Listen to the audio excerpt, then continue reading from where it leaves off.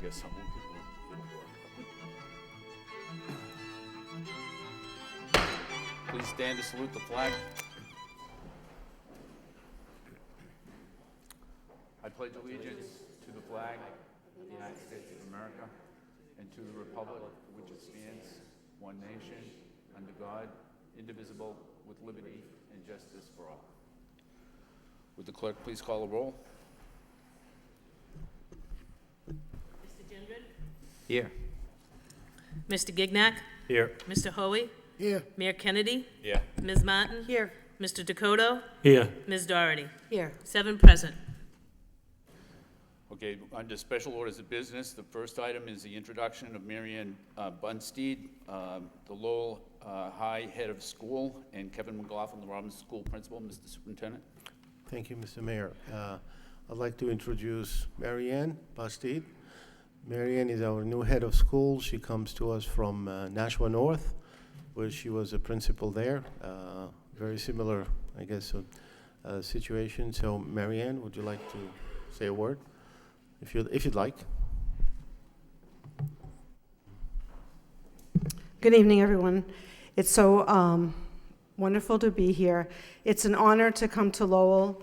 I live right next door, 6 miles away from here, next door in Chelmsford, and I've always thought about coming to Lowell, and the time was never right for me.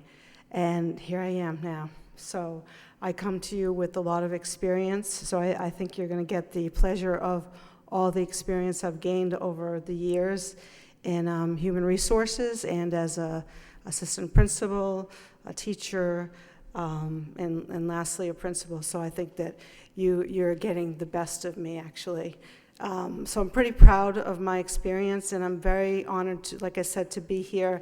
This is a very diverse community, and I've gotten to know a few people at the high school so far. There's not a lot of people there yet. I cannot wait to see students. I can't wait for the first day for them to walk by my office. The glass outside my office is where all the students walk by. Actually, I'll be out there greeting them, but I can't wait for that first day to see all their faces. Unfortunately, we had a tragic accident, as everybody knows, on Sunday night, so that was one of my first phone calls home to parents, which was very, very sad. It's never a good way to start the school year. Unfortunately, I've had some experience dealing with that, so it was something that I had to do, but it was not easy. We did get to meet, just so you know, we did get to meet with some students today and work with them and talk to them about their loss. So, but other than that, on a more positive note, I'm so happy to be standing here with all of you, and I am at your service. Thank you. Thank you, Marianne.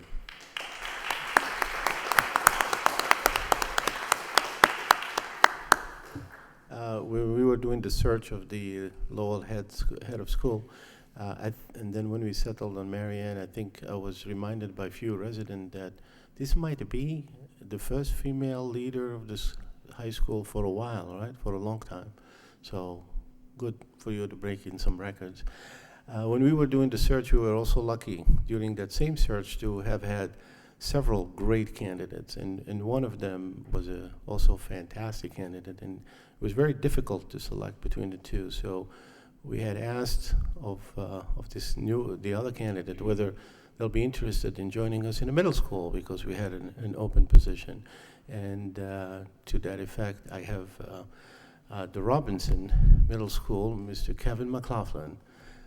Kevin, please.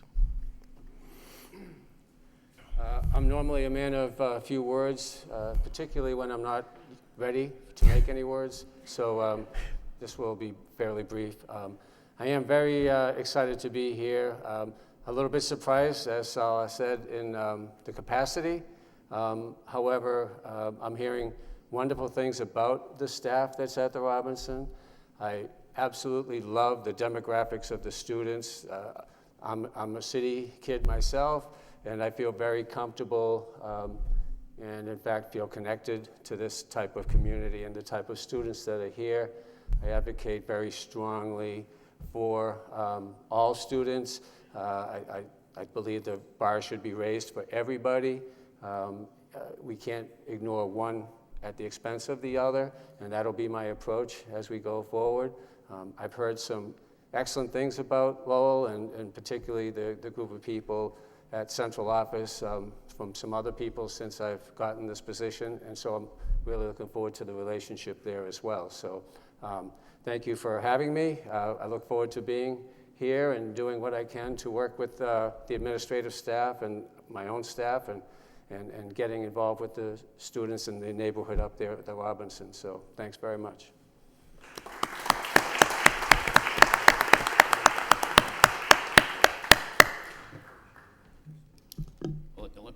Mr. Jennifer.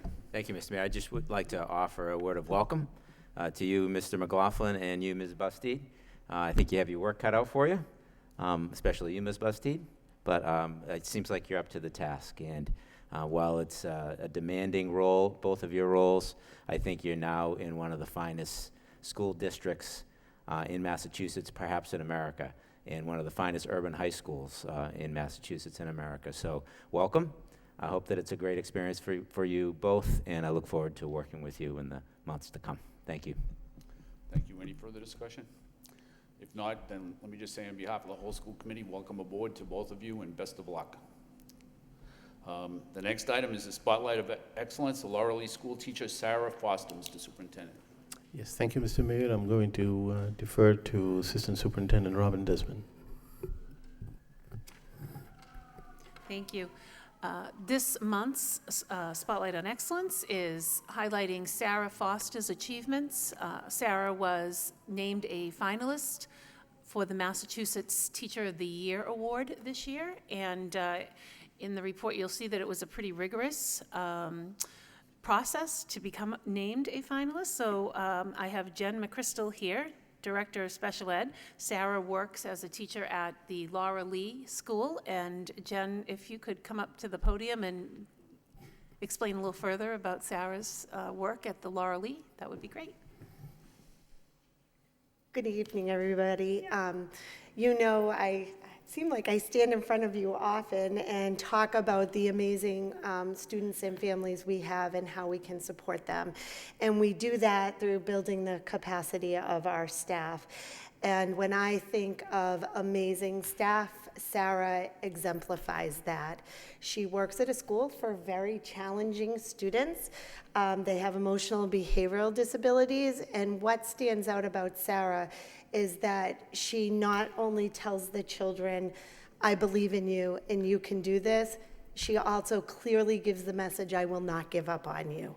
And so not only is she teaching them and supporting their social emotional needs, she has high academic rigor and expectations and truly believes these children are going to be productive citizens of Lowell. And I cannot say enough about her, and for her to be nominated and get to the state level, which exemplifies what you were just saying about our school district being one of the best in the state and in the country.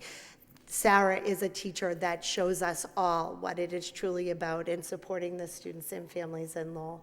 So I know Sarah would just like to say a few words.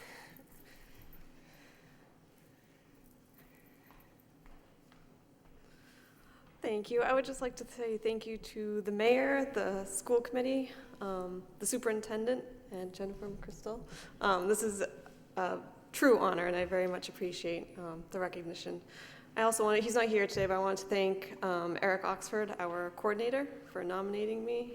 And I also want to thank my husband, who, and I come home either smiling or stressed, he's always there and very supportive. And I would always like to thank the students, because they make the job very challenging, but they make it rewarding every single day. So thank you very much.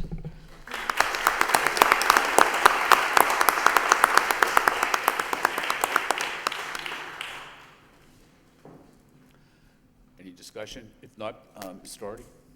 Yes, and I wonder if we could move to take motion 6.4 out of order. Okay, Ms. Doherty's moved that we take item 6.4 out of order. If there's no objection, we'll do that by general consent. Hearing no objection, we'll take 6.4 out of order. 6.4 is a motion by Ms. Doherty and Ms. Martin. Request that the superintendent immediately take the steps necessary to retain outside counsel and seek a declaratory judgment from the court as to whether the school committee has the authority to determine the siting of the new Lowell High School. Second. The motion doesn't need a second because it's two people, but anyways, I think we have several speakers. Did you want to speak on it first, or do you want the speakers to go first? I think we can let the speakers go first. Miss Lynn Daly.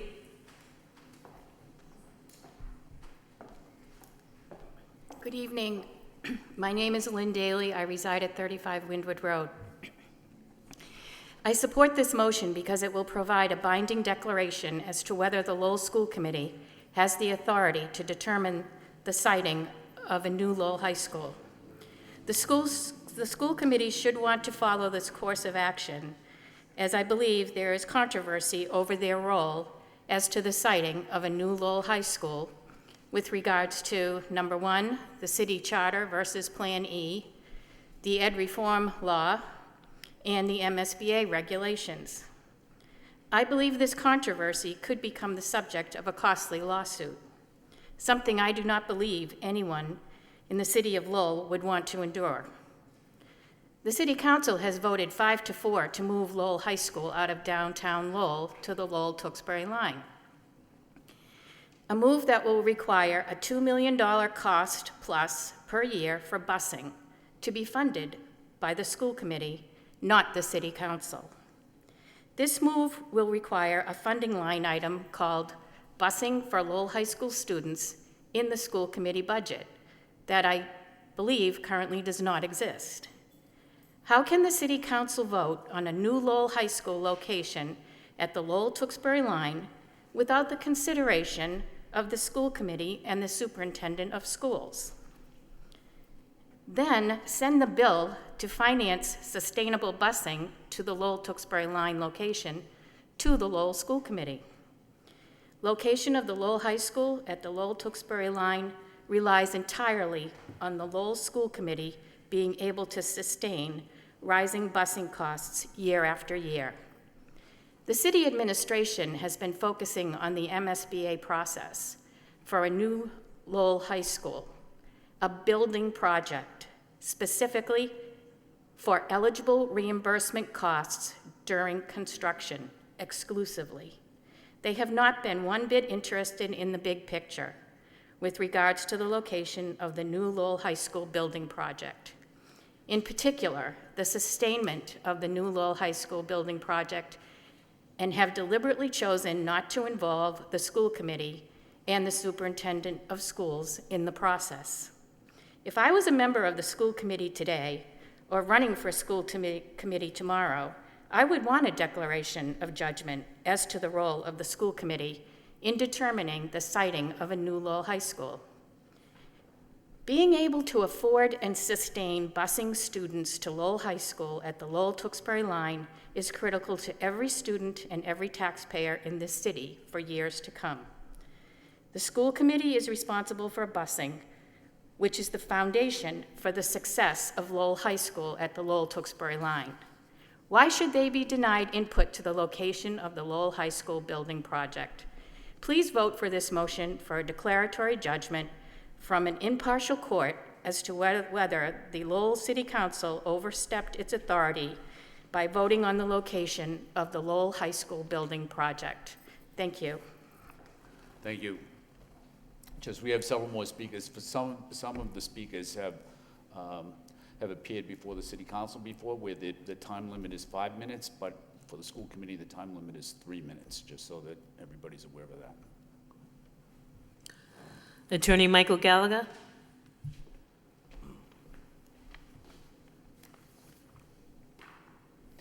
Good evening, Mr. Mayor, Mr. Superintendent, members of the school committee. My name is Michael Gallagher. I live at 200 Middle Street in historic downtown Lowell, and I manage a law firm next door. I came a bit late to this Lowell High School debate. You haven't seen me before on it. However, as the facts continued to emerge, I became convinced that it was the school committee's responsibility to locate our schools, and that the facts weighed heavily in favor of a first-class rebuild in downtown Lowell. While I was late to this issue, as Mr. Hoey knows and others, I'm not late to the cause of improving our public schools. In the 1980s, way back in the 1980s, I was the chair of the citywide parent council at a time when we knocked on Eddie Kennedy's and others' doors in an effort to get them to float the bond enabling us to build 14 new schools. I then served as Lowell's representative to the Commission on the Common Core of Learning, sat on this committee, and became a founding board member of Project Learn, which over the last several years has raised, as the superintendent knows, several $1 million in support of our schools.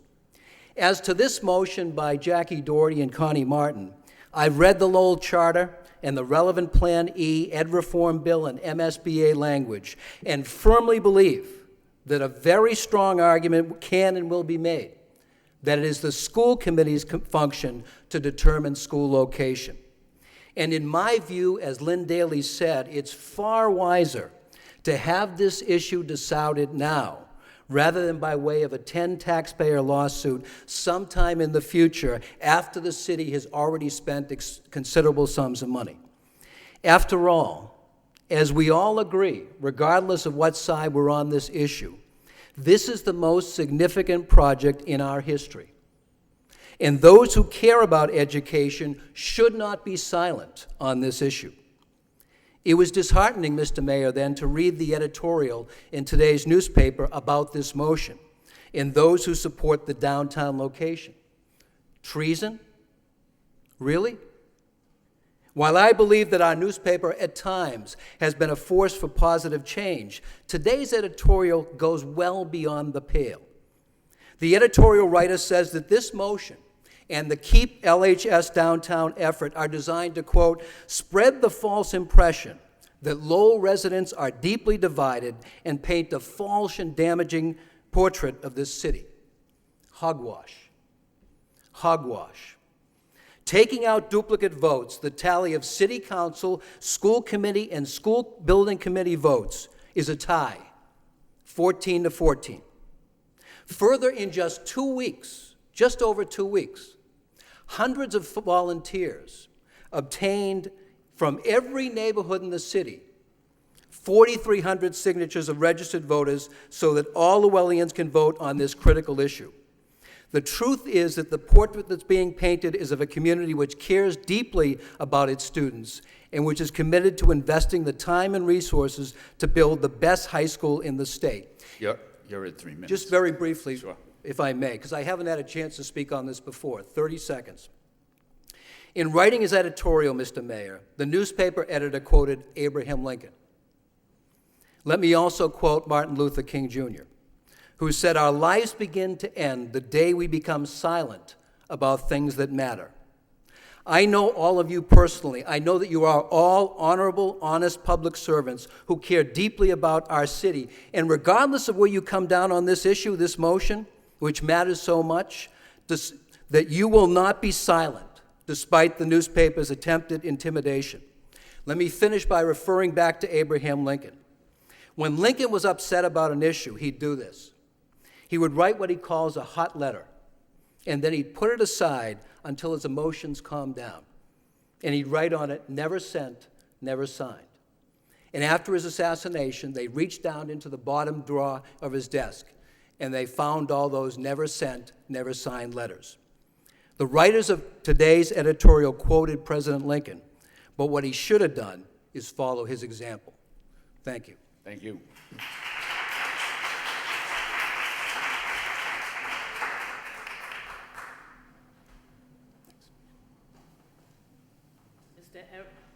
Mr. Eric Nelson?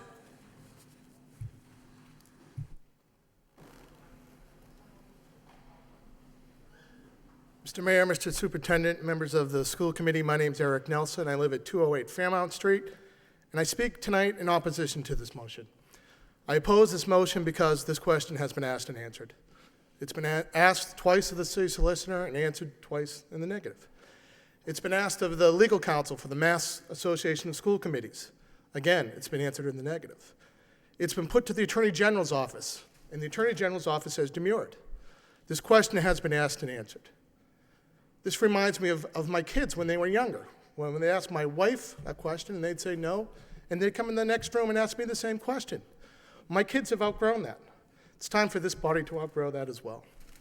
I'd also respectfully disagree with Mr. Gallagher. He is not quite as late to this debate as he intimated. For that matter, Mr. Gignac and I, Mr. Wallace, were on his television show back in January and February, and the issue of the process came up.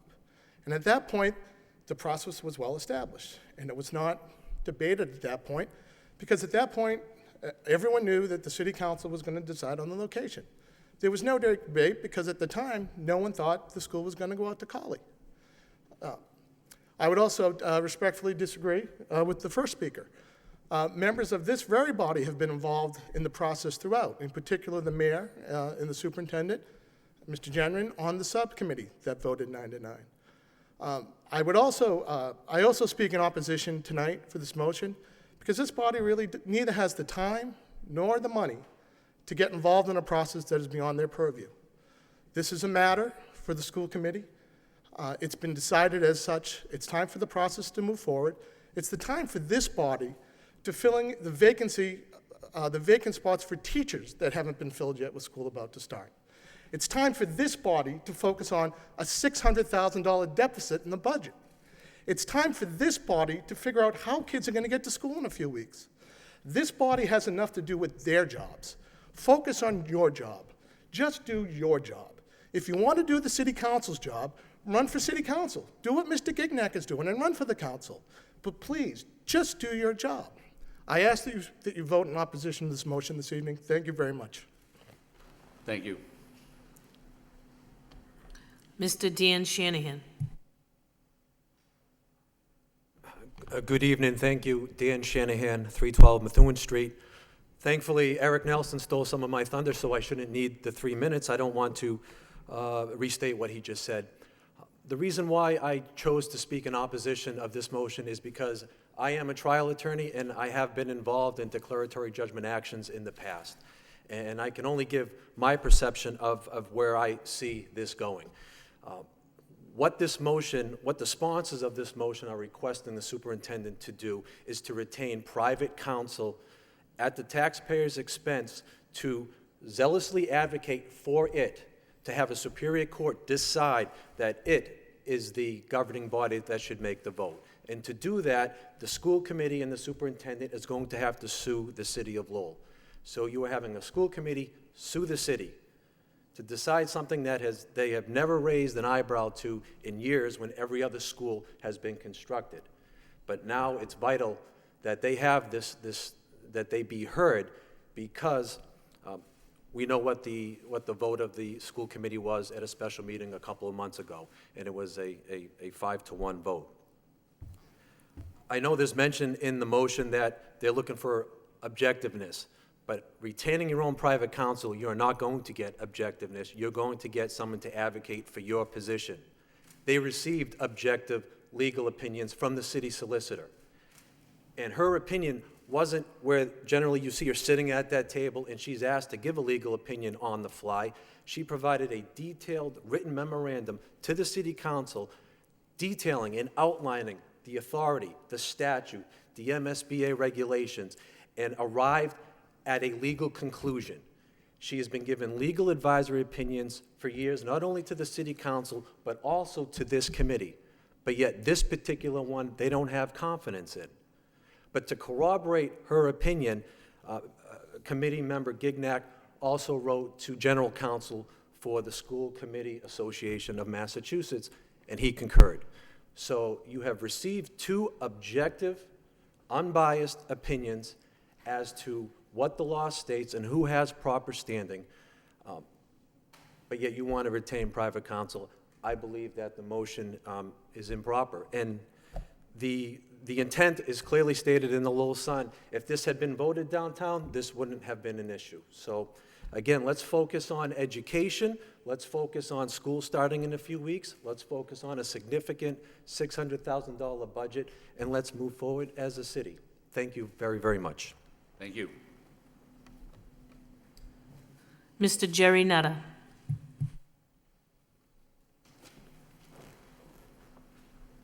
Good Good evening, Jerry Nutter, 9 Whitney Ave, Lowell. I'm here tonight to support this motion. The role of the school committee over the siting and even to vote on renovations or new building to approve the finance is covered under Mass state law. I believe, from what I was told earlier this evening, you have received something from the bonding company that supports what I had posted back in June regarding Massachusetts state law and the roles and duty of a school committee. In my opinion, as someone who is seeking that office, I think the roles and responsibility need to be clearly defined. So far, I have witnessed not only the city council controlling the high school issue, but tonight you honored a teacher for her work being named a state finalist, and yet this city council, without vote of the school committee, voted to declare that school, which is open and in use, has surplus property. The way I read the law, you are supposed to declare when a school is no longer needed, and I have not seen a vote that declared that school not needed. We have seen a city councilor bring forward a motion to have the manager take control of high school busing.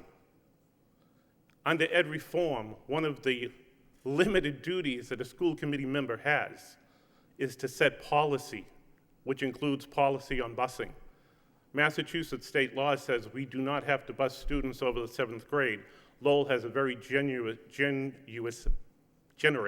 busing policy. If that is to be extended to the high school, that can be looked into.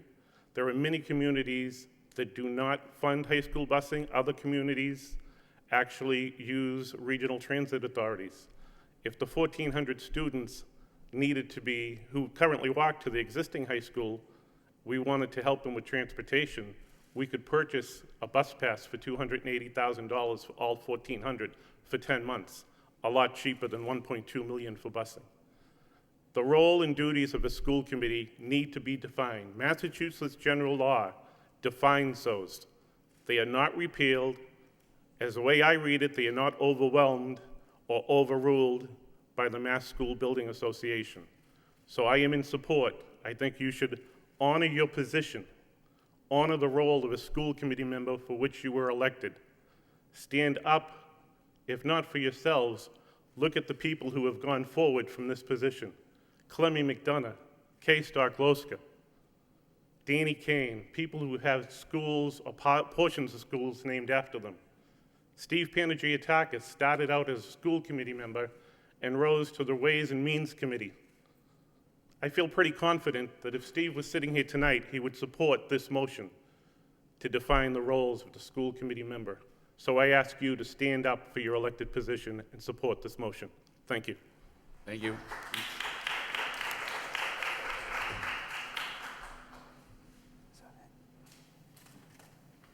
Are there any other speakers?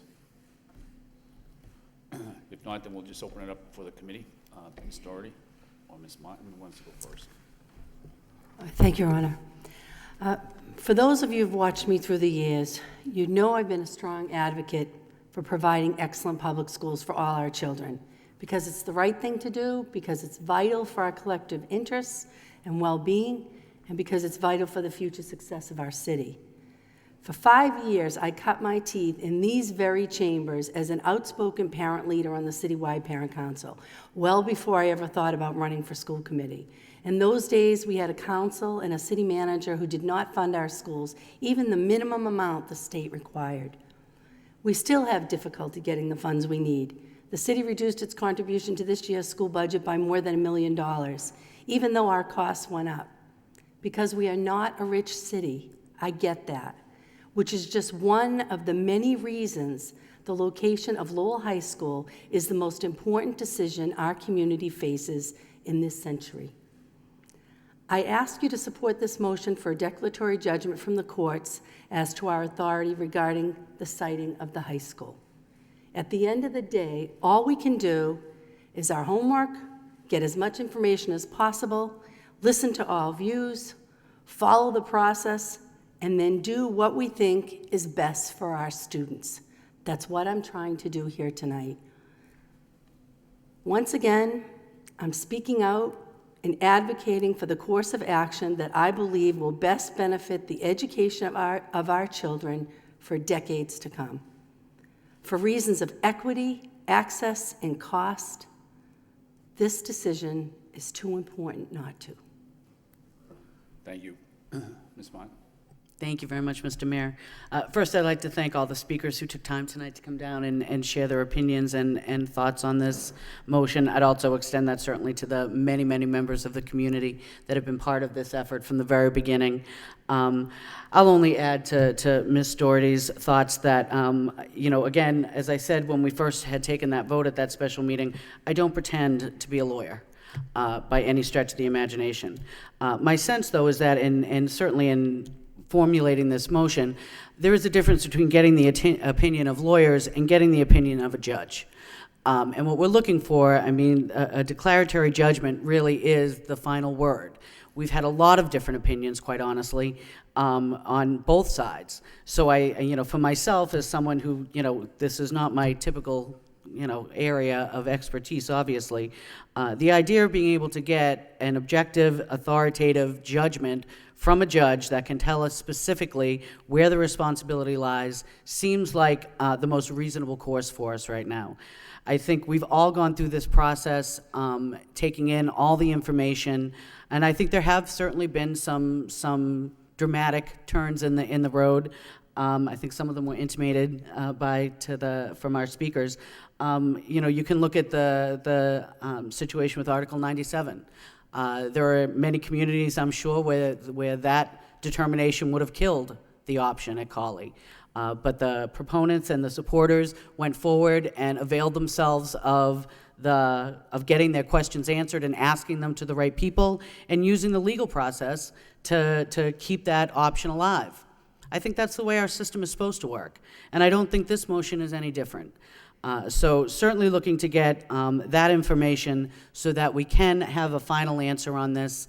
I know that we are talking about this moving forward and that there are certain timelines in place. I would put forth to my colleagues a couple points if I could. If it was possible for us to add to the motion, instructing the superintendent to do this as soon as possible. We do have a meeting scheduled on Monday evening of the Personnel Subcommittee. It could be considered there, or we could indeed schedule a special meeting of the school committee that evening.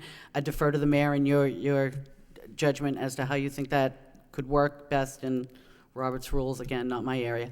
And secondly, I would also propose that we place a limit on the expense that we're willing to incur in this. I think we've seen, had some conversations about numbers. I would propose that we put a limit of $10,000, that the bid cannot exceed a $10,000 mark. I would be comfortable with that. Again, I'd put that forward to my colleagues as a friendly amendment to my own motion. I don't know how that works. There you go, extra friendly. So that would be my proposal. Okay, so we have do you accept that as a friendly amendment to the Yes. motion? Okay. Any further discussion? Mr. Hoey.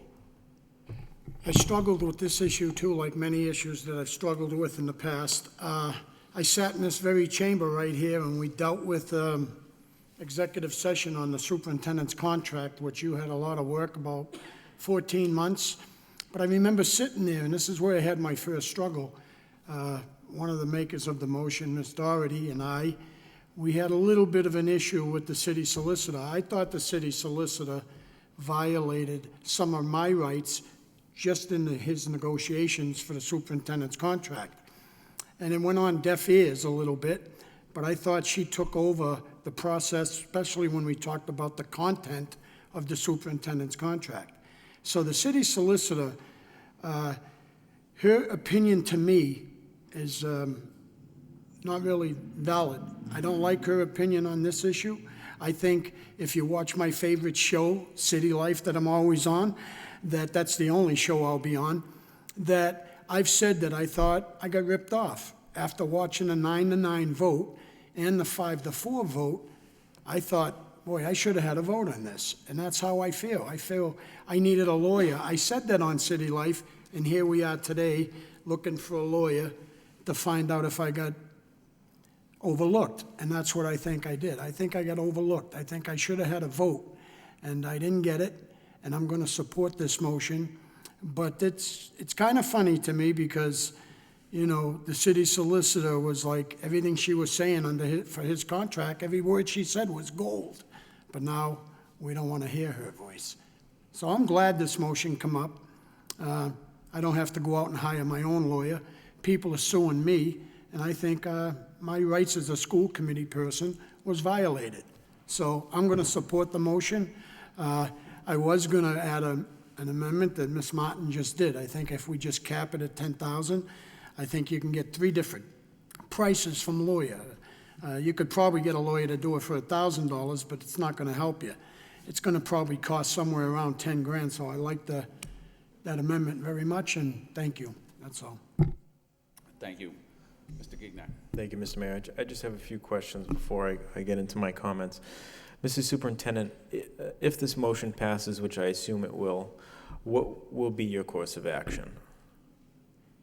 If I may, Mr. Mayor, what I know, again, I'm no lawyer, but what I know in my previous experiences, lawyers under the law of Massachusetts are employed and hired by the school committee. That's one of the rare jobs that not hired by the superintendent. Even the current attorneys that we have for SPED are really your employees.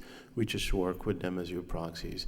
So the way I had done it in the past for general counsel, when school committees get attorneys, we would have to collect, because it's obviously going to be more than $5,000, you'd have to collect 3 bids, you'd have to bring those contracts, and they usually come to the school committee, and the school committee decides on picking one that they'd like to work with, and then if the matter, most of the times the matters that they discuss with them are protected by executive sessions. They would hold special meetings of executive sessions where they will discuss what they would like to have from those. So my course of action, depending on this option, would go if my administration is asked to do that. We will have to collect the 3 bids, call a meeting, or as Ms. Martin suggested, maybe amend your personnel committee on Monday and try to get you the best we can, get you those bids or whatever, those quotes. Usually they're not really bids, and then you can make a decision. We will not be making a decision necessarily on your behalf. It's not really the job of our administration to make a decision on hiring attorneys. Okay, so you would go out and basically receive 3 quotes and present them to the school committee as early as Monday? Yeah, we will have to start immediately tomorrow in order to get 3 quotes for Monday. Yeah, okay. And is there a general scope of services that you would use for that? I would have to start with the motion. I'm sure attorneys would understand it, and they would, as one of the attorneys has explained, he has done it many times. So attorneys know what does entail much more than we do. So they'll be able to tell us. Okay, thank you. I have a number of concerns regarding this motion. I believe that we should stick up for the roles and responsibilities of the school committee, and I truly admire the passion of the individuals on both sides of this situation. One of the comments that Ms. Doherty had just made struck me, and she had indicated that the most important decision the city has to make is the location of Lowell High School. And in my personal opinion, I don't think that's the most important action of this committee or the city council. I think the most important action is to make sure that the project actually occurs. And I think this motion may jeopardize that. A week from today, the Mass School Building Authority will be voting on whether or not to move on with this project for the students of the city of Lowell. And I think it does not look good on us as a body, but as a community, if we are going to go down the road of suing the city of Lowell. The folks that pay a large portion of our budget, but will also be paying this bill for an attorney. I think we have a number of items on the agenda this evening that are very important, that include $600,000 in cuts, including cuts of employees that make very little money. And to use the little funds that we have to hire an outside counsel when we've always relied on the opinion of the solicitor, I think is not the route to go. I also want to mention that a law was passed years back that required school committees as bodies, as well as school committee members, to be members of the Mass Association of School Committees. I know Ms. Doherty is very familiar with that. I believe you were the vice president at one point. And their role is to advise school committees and school committee members individually on what their roles and responsibilities are. By law, we have to go to a course called Charting the Course and get a breakdown of what our roles and responsibilities are as elected officials in our community serving on the school board. So a part of that is their legal counsel is available for questions, and as has been stated numerous times, not just the school committee as a body are members, but each of us are individual members of that organization, and I reached out to the legal counsel, and they concurred with the city solicitor. It's just, I think, again, I appreciate the passion on both sides. I just don't want to be a part of a vote that will jeopardize the future of this project, because we can't afford to miss next week's vote for the MSBA. We can't afford to push this along any further. We've been waiting to get to this point for years and years, and that building is in horrible condition, and each and every day that we come up with some sort of thought to push it aside, I think is dangerous, and it's dangerous for the future of our kids. Again, I respectfully understand that your passion and why you're bringing this forward, but I will not take part in any action that will jeopardize this project. And if there is a lawsuit by the Lowell School Committee to the City of Lowell, I ask Mr. Mayor if you will ensure my name is not on that. Thank you. Any further discussion? Mr. Gendron and then Mr. Dakota. Thank you, Mr. Mayor. So I am going to support this motion, and I want to thank Ms. Doherty and Ms. Martin for bringing it forward and having the courage to bring it forward. In my opinion, it's not about the siting of the school. It's not about should we build a school at College, should we build a school downtown. We already took that position, right? We called a special meeting. We took a vote. We voted 5-1 to reject the College site.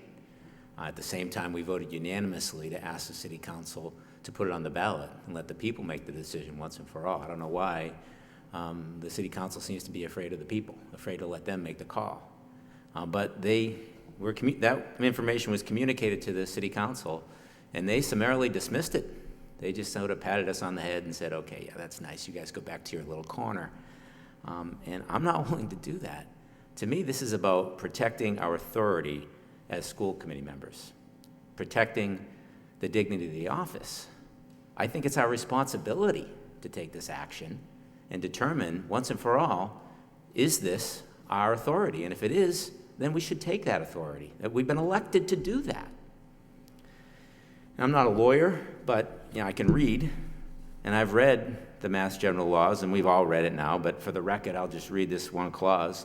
No plans for the construction of or alterations in a school building shall be accepted, and no work shall be begun on the construction or alteration of a school building unless with the approval of the school committee and the city manager under Plan E. It's pretty clear. It doesn't really seem that ambiguous to me. And there's similar verbiage in our city charter.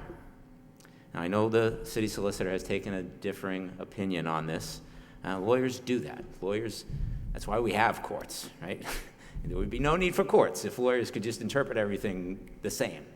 So we have different interpretations here, clearly. But I've talked to a number of lawyers, a number of lawyers who have municipal law experience.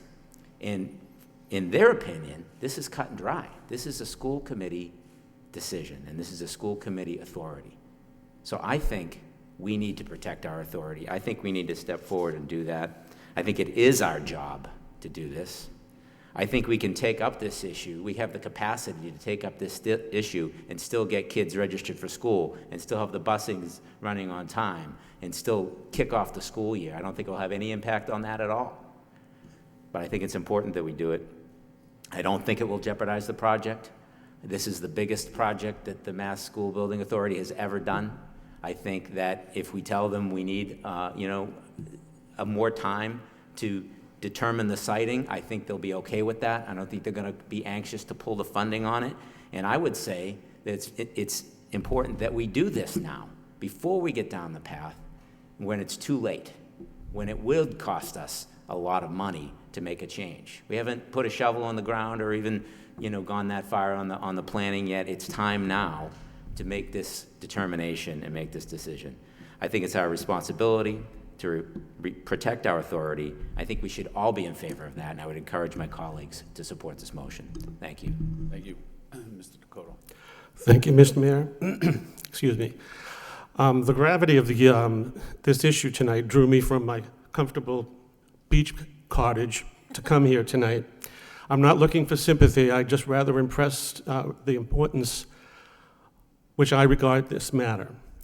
I speak for what I believe to be the majority of our citizens, our students, and for myself when I say that this motion is ill-advised, will cost taxpayers untold hundreds of thousands of dollars in the end, and will serve only to further fracture our already divided city.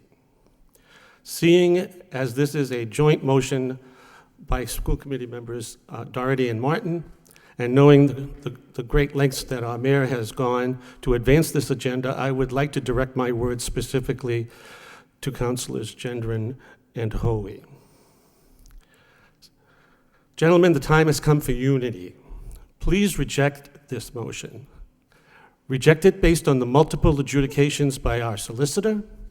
Reject it to heed the adjudication by the Mass School Association. Reject it to honor our commitment to be stewards of our city's budget. Reject it as a sign that the school committee is committed to working with the city council towards successful completion of a new state-of-the-art high school that meets all of the space requirements delineated by the MSBA and addresses the reaccreditation that very little has been said about at all, the reaccreditation needs of Lowell High School. That list is extensive. And again, the only option that satisfies all of those requirements for us to be reaccredited, and we don't want to be that city that loses our accreditation at the high school. That is like the kiss of death. So I urge us to not vote in favor of this motion. Thank you. Thank you. Any further discussion? Roll call. Mr. Gendron? Yes. Mr. Gignac? No. Mr. Hoey? Yes. Mayor Kennedy? Yes. Ms. Martin? Yes. Mr. Dakota? No. Ms. Doherty? Yes. 5 yeas, 2 nays, motion passes.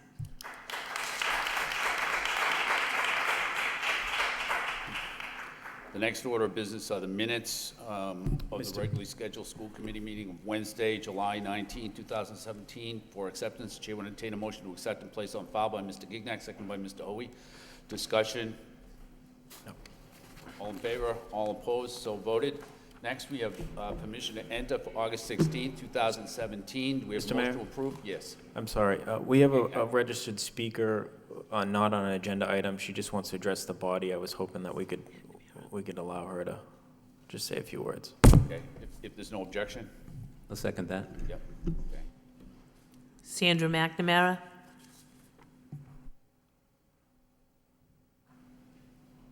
Hello, everybody. My name is Sandra McNamara. I'm president of Centerville Community Coalition, as well as co-chair for National Night Out. And I come tonight I can't thank the superintendent's office and the mayor and our school committee members for the great success in helping me to make National Night Out a success.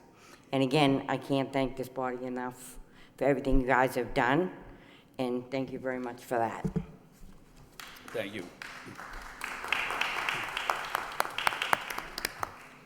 Let me just add that I had an opportunity to attend all 3 of those events, and they were all well-attended and great events. Everybody just had a great time. So I think we did a real good job this year with those, and so congratulations.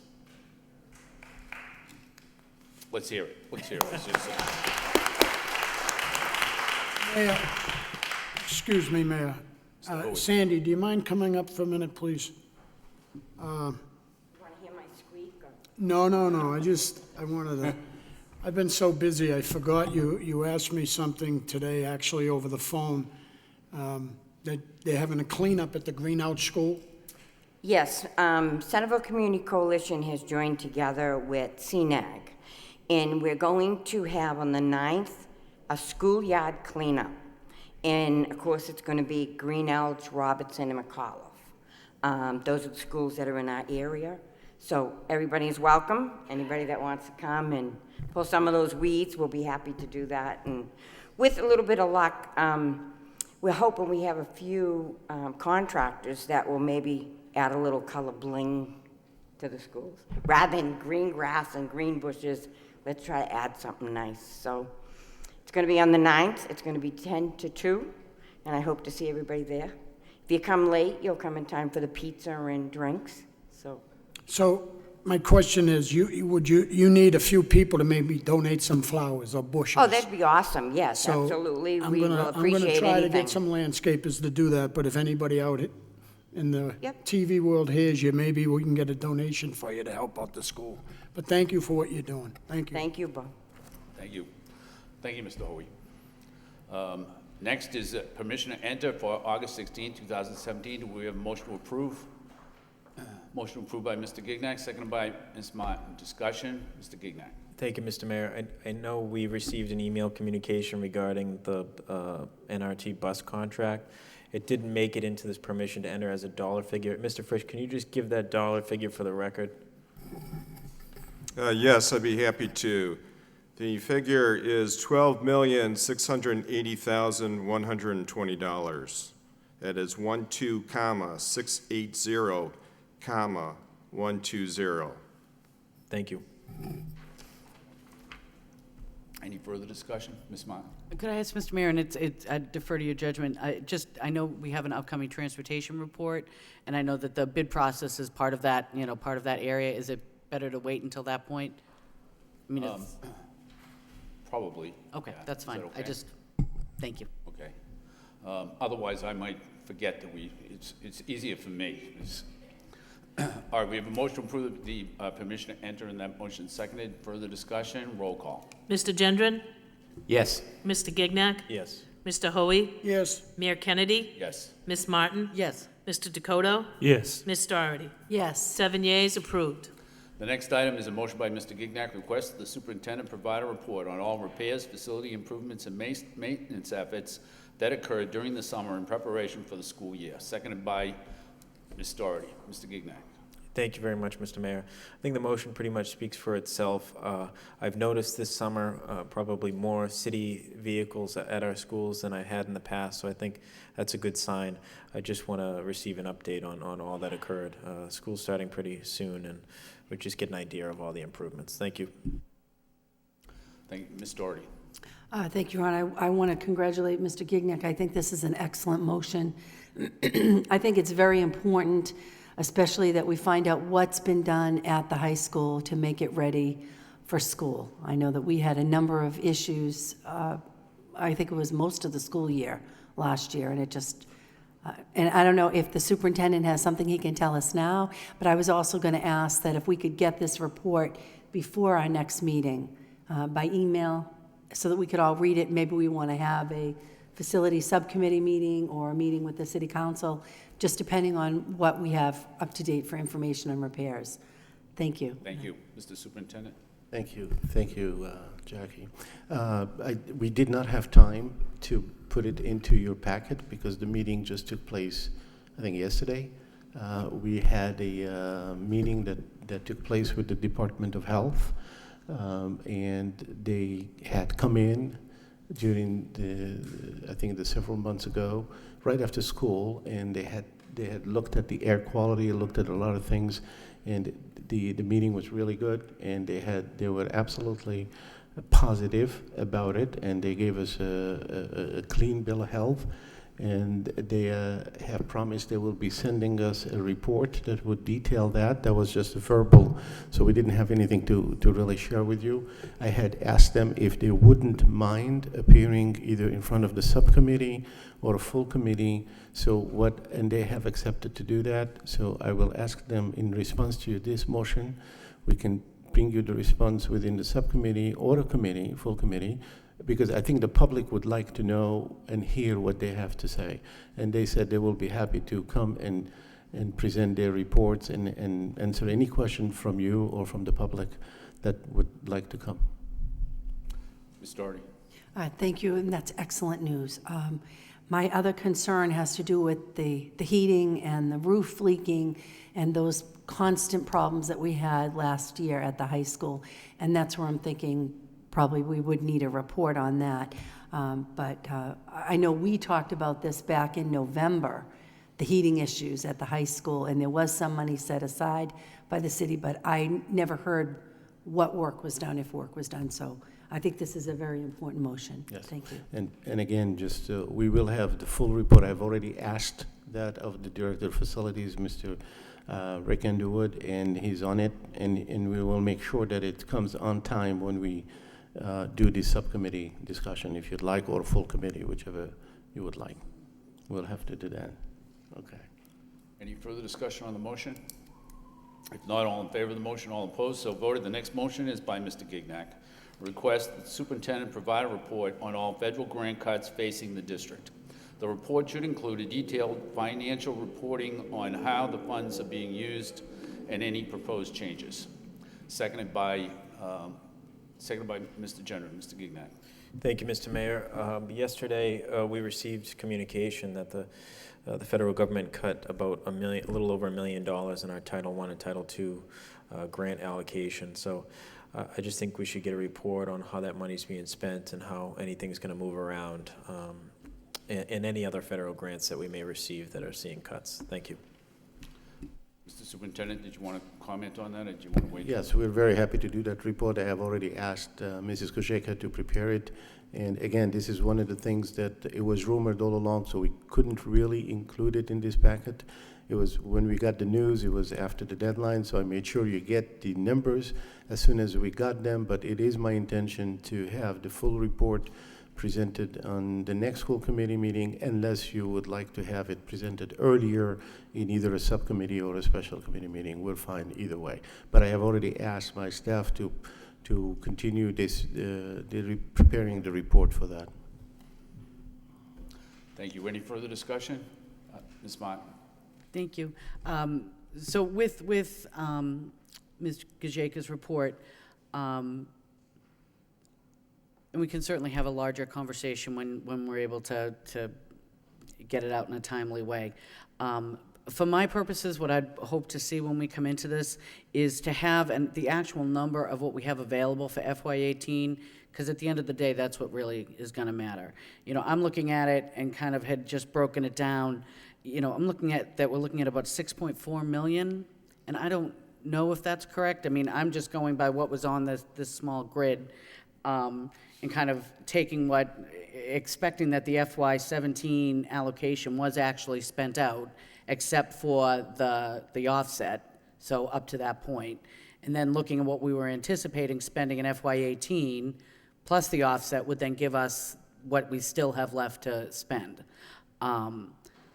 So that doesn't appear on this report, and I think it would be an important number for us to have, because, I mean, it is larger than what we were anticipating.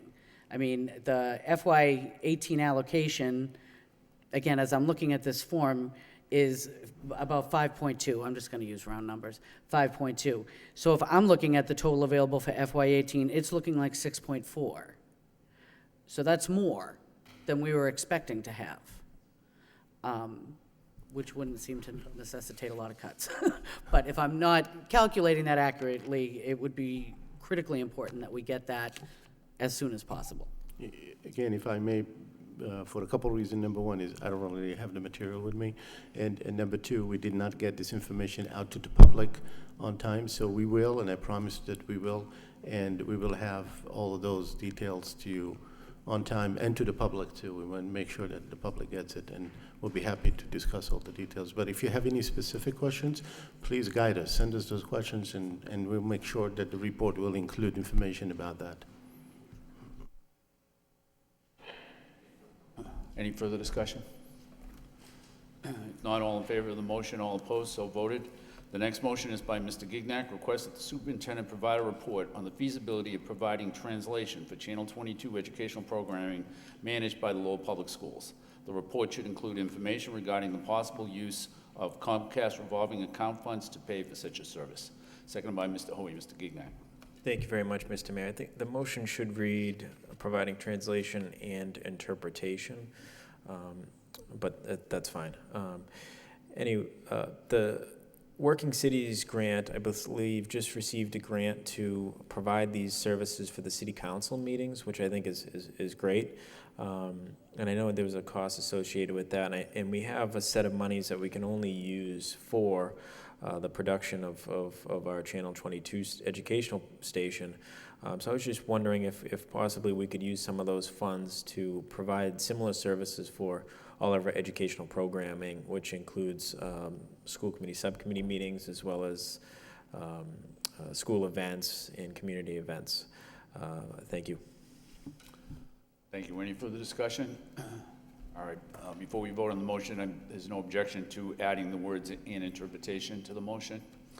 Hearing none, all in favor of the motion, all opposed, so voted. The next motion is by Mr. Doherty, request that the superintendent provide the committee with a report regarding professional development plans for school leadership, principals, and administrators, including activities prior to and throughout the 2017-2018 school year. Seconded by Mr. Gendron. Ms. Doherty. Thank you, Your Honor. I think the motion pretty much speaks for itself. I'm looking for information about what we're doing in terms of professional development. I did very much appreciate the report that was in our packet this week about the mentoring our new principals. I know we've got a number of new administrators, and we'll be talking about that later in the meeting. But this was really looking forward to get a sense of how we're structuring our professional development, making best use of the time we have to move our administrators forward. Thank you. Thank you. Any further discussion on the motion? If not, all in favor of the motion, all opposed, so voted. The next motion is by Ms. Doherty, request that the superintendent provide the committee with a report of professional development plans for teachers for the 2017-2018 school year, specifically including details about how and when the newly added day will be used to advance district goals for our teaching staff. Seconded by Mr. Dakota. Ms. Doherty. Thanks. It's pretty much the same thing, only looking at what we're doing for professional development with our teachers and staff. Thank you. Thank you. Any further discussion on the motion? Not all in favor of the motion, all opposed, so voted. The last motion of the evening is by Mr. Hoey. Motion to have the Lowell School Committee approve a change in job title from Director of Human Resources to Assistant Superintendent of Human Resources. Second by Mr. Gendron. Mr. Hoey. Thank you, Mayor. My whole campaign has been based around paraprofessionals and teachers. That's what I run on. I'm also the person that said I think teachers are underpaid and they're worth $104,000. I think I've done everything I had to do except one thing, and that's to try to help the HR office out. If you notice, most of the emotions, most of our arguments, most of anything about HR is everybody wants a job for somebody. It brings a lot of problems to the city. Since I've been sitting here for 17 months, I think, roughly, I think the HR office has done a bang-up job. Now, with that said, I'm just trying to change the job title. There's nothing been mentioned about money other than what the Lowell Sun put in there. I think the job title change, just like we did for Mr. Frisch back in September. That's where I got this idea. No one gave me this idea because I think the HR is the second most important thing for staff. And that's why I brought this motion forward today. I'm hoping my colleagues hear me a little bit because I think that with that job title change, that gives our HR director a little bit of traction. And years ago, when I was on the school committee, we had Dr. Helen Flanagan.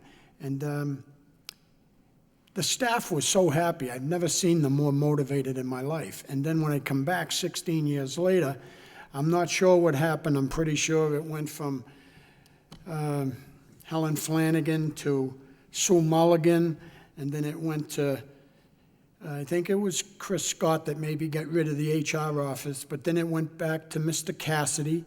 And then when the superintendent came along, Mr. Cassidy wasn't certified for that job, so he moved them over. He put Ms. Sheehy in the job. And I just think it's the most important department that has a lot of issues, and I brought this forward. You know how my mouth is. I got a big mouth. I want it brought forward so my colleagues can help me help the Director of Human Resources and the HR office. So with that said, I can speak twice on this, right, Mayor? On a motion? Yes, you If can. I have to? Thank you. I'm just going to rest it there.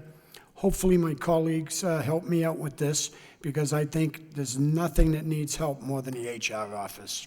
Thank you. Thank you. Mr. Gignac? Thank you, Mr. Mayor. I just think it might be the best option to refer it to the superintendent to give us a report and recommendation. I think the director of HR, I don't think is a part of our oversight. So if you want to come up with some sort of report and recommendation on the structure of this office and whether or not you think this is a good idea, and also if it's in our legal jurisdiction to make such a change. Just a thought, rather than jumping the gun. Thank you. Okay, so we have a substitute motion to refer this matter to the superintendent for report and recommendation regarding several different aspects of the motion. Mr. Gendron? No, I was just seconding that motion. Okay, all right, seconded by Mr. Gendron. Any discussion? All in favor? All opposed? So voted. Next, under subcommittees, we have the report of the finance subcommittee meeting of Monday, August 2017. I don't have the day on the agenda, but anyways, Mr. Gignac. Thank you, Mr. Mayor. The subcommittee met on August 7th, and we had 3 agenda items. Present were myself, Ms. Doherty, Mr. Jenner was absent, Mr. Hoey was present, Ms. Martin, as well as the administration. We reviewed 3 agenda items, all of which we're going to be addressing with reports later on in the agenda, so I won't bore you with a detailed report. But these minutes that will be at our next meeting are phenomenal, so I suggest the readers take a look at the website. But I will just submit as report of progress, and then we'll talk about each report as they come up on the agenda. Okay. Thank you. So we have a motion to accept the report as a report of progress by Mr. Gignac, seconded by Mr. Hoey. Discussion, all in favor, all opposed, so voted. Next, we go to reports of the superintendent. And the first one is a response to the motion of February 1, 2017 by Robert Gignac regarding the organizational health survey. Any discussion on that item? Mr. Gignac. Thank you, Mr. Mayor. I appreciate the response. I will tell you it's not what I was looking for. And I think this is something that we've struggled to define over the past few months. I think we're at the point where I'll just send you the exact survey I'm looking for, because I mean this had some decent information, but it's really not what I was looking for. But we could talk about that another time. All right, any further discussion on item 8.1? If not, we'll go on to 8.2, response to the motion. I'm sorry, Ms. Martin. One clarifying question. Is this in fact the survey that Ms. Doherty had asked for several meetings ago? Okay. Excuse me. I don't recall exactly the meeting, but I believe there was a request from somebody on this thing. Okay. So this is the one that we talked about, that outside organization that the superintendent heads that you had looked for? There is another one. There's another one coming up in 8.2. Yeah. There's the strategic plan one, which is different. It's not a organizational health. Yeah, it's not. But There was a confusion. Yeah. Okay. My C, whatever that is, it's not popping up now. MICEA, thank you. Clever with the acronym. But yeah, so I believe that's the one that Ms. Doherty was looking for, like, a little while ago. Okay, are you all set, Ms. Martin? Yeah. Okay. All right, so we'll move on to item 8.2, is a response to the motion of January 18, 2017 by Ms. Doherty, the implementation of the ESSA. Any discussion, Ms. Doherty? Thank you. If you would please indulge me and let us get a report about the implementation of the ESSA through the Mass Consortium of an Innovative Education Assessment. I think it is very important to communicate that, that program and what we're doing. Robin? Yeah, I'm going to ask our Assistant Superintendent for Curriculum, Robin Desmond. So Massachusetts Consortium for Innovative Education Assessment is working towards new accountability measures. And they're modeling specifically looking at the whole child, educational aspects, social emotional aspects, family aspects, et cetera. And so we are a part of that consortium. In fact, the superintendent chairs a portion of that consortium. And we have sent 6 teams, we actually went today, to look at how to develop more rigorous assessments that are looking at what the children are producing regularly within the classroom versus a one-shot snapshot of a high-stakes test. So performance assessments are what we looked at today. There was approximately 20 representatives from Lowell Public School representing 6 schools and myself. And the hope is that we start to implement some of those assessments this year. The MCIEA has grant funding, and they will be providing each of the schools that are participating $10,000 this year to help support professional development after school during the summer, to develop these measures of assessment that assess lots of aspects of child development and growth around assessment and learning. Thank you, Ms. Desmond, if I could follow up with that. So my understanding is these assessments are going to be used along with the standardized testing. We're still going to have the standardized testing, but it's going to be another way to measure our students' progress and success. And the groups, the group is made up of Attleboro, Boston, Lowell, Revere, Somerville, and Winchester, right? And it consists of superintendents from those communities and teacher union presidents. What are the 6 schools from Lowell that are participating, and how were they chosen or selected? Was it a volunteer thing? Was it? I know there's 6 schools that are each going to get this $10,000 grant. Right. So the schools that participated today, we have representation from Lowell High School. We have representation from the Lincoln Elementary School, Wang Middle School, the STEM Academy, and the Bartlett and Pine Arts schools. And so what we look to do is we looked for a diverse group of schools to take part in this activity. We wanted representation K-12. We wanted representation of 4-strand and 2-strand schools. We wanted representation of schools that have different levels, different demographics. So it really was looking for a cross-section of our schools throughout the entire district. Thank you. Thank you. Any further discussion on this item? If not, we'll move on to 8.3, which is a response to the motion of July 19, 2017 by Ms. Doherty, a list of all open positions and their status. Any discussion? Ms. Doherty. Would anyone like to present the results of this? Or do you want to just jump right into it? I know that it wasn't available. I guess you updated it. When I went to print it out, I couldn't get it yesterday, but then it was back on, and I think the numbers changed, so maybe this is the most current version. Okay. I see that Ms. Sheehy has left, so I'll be very happy to read the numbers. You're saying they didn't Or come I up? can just say the numbers. I mean, we're looking at, we've got 92 teachers were hired. We have 19 remaining open positions. We hired 98 paraprofessionals with 16 remaining paraprofessional positions. Do you have a sense of how that plays with past years? You know, to be at, what is today, August 16th, with 19 and 16 positions open, how does that? No, I do not have the exact sense. I wish you had sent me this. I would have immediately. Okay, brought the I'm numbers just from wondering, because I, No, I you do know, I not took know. a hiatus, so I wasn't on the school committee for a while, for about 4 years. But I can remember we would get these reports, and everybody would be very excited if we could say, we've got every teacher in place for every classroom. And I don't know if it's just been more difficult because the market is different now or what, but according to this report, you feel confident that we will have a teacher for every classroom in 2 weeks? We absolutely would have to. Either, you know, we will.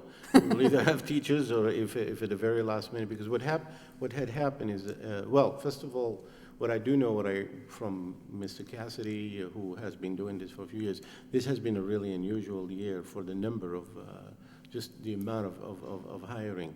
We've also had a lot of movements from within.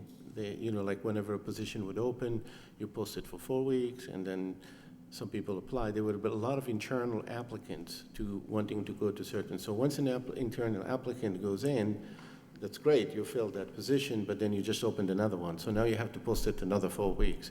So there's been a lot of that. So that's why it's been, I think, pretty hard this year for all these reasons. But I know we had to get help from everybody to come in and pitch in.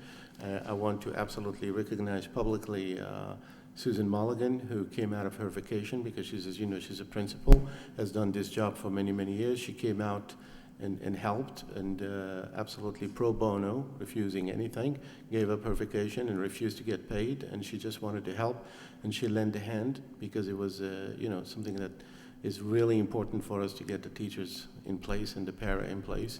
And I'm sure that these numbers have changed as of today, because every day they're hiring and every day they're doing so. I would be very confident that we would have every classroom with a teacher, and maybe the few that they will be still dealing with, we would have a qualified sub in it, a permanent sub.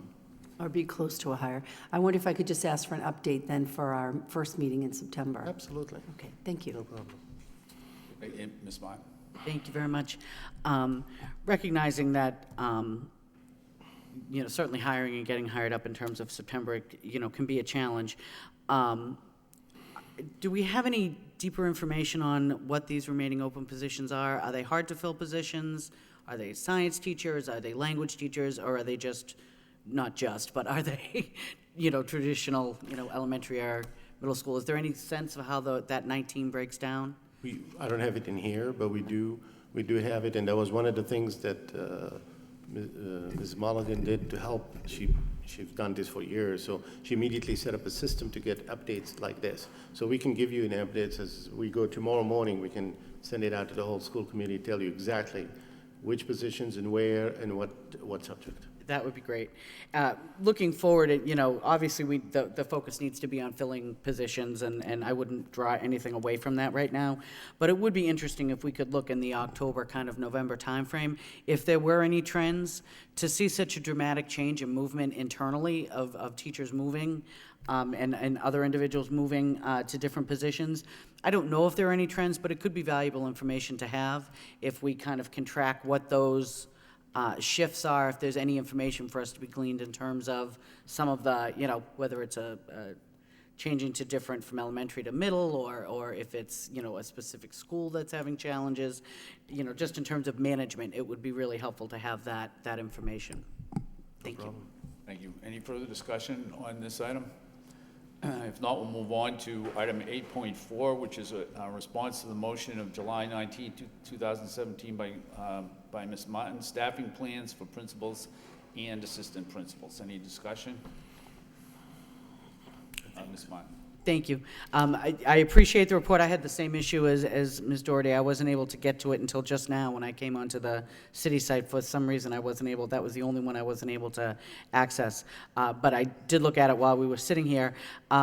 So certainly a lot of open positions were filled for our top-level school site administrators.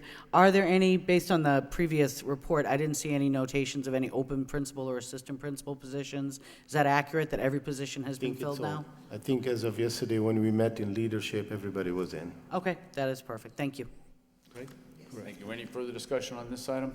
If not, we'll move on to 8.5, response to the motion of October 5th, 2000. Response to the motion by Mr. Gignac, district-wide technology plan. Any discussion? Mr. Superintendent. I'm sorry, Mr. Mayor, it wasn't a discussion for this, but I just wanted to address a point. If you have, just to remind you that when we moved to the new system, we're still learning it, but just so you can remember, Minerva is still putting a copy of everything on Dropbox. So there should be, a copy should be also available on Dropbox if you have access to Dropbox. Thanks. Just because you brought it up, I can't, when I go into Dropbox, I just get like one page of each agenda. Like when I opened my August 16th packet, it was just like 10 first pages of 10 different agendas. I'll bring it It's up. the kind of thing I could have bring made it a up. mistake with, but technology, you know, what are you going to do? But thank you. Any further discussion on this item? If not, we'll move on to the item 8.6, which is the middle school bubble planning. Any discussion on that item? Mr. Gendron. Thank you, Mr. Mayor.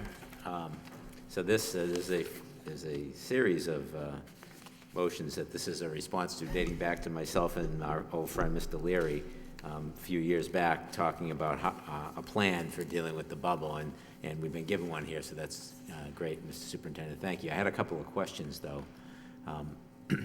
In some places, like for this year, we're adding 4 classrooms to the Rogers STEM Academy, and you detail how we're going to come up with those classrooms by moving things around. But in 2018-19, you say the CSA day classes, you'll be moving them to other spaces within the district, and 4 pre-K classes to new space that the district will lease. Do you have any feel for, where we might put those day classes? You say other places in the district. Is there a plan for, where we would put them? Well, we don't have any specific plan. Sorry. We don't have any specific plan exactly where to, because obviously we would have tried to do that sometimes this year as well, to relieve, but we will definitely have to come up with one. Okay. Just like in the same way that we did this year, worked really hard to try to figure out where do we put our new day school.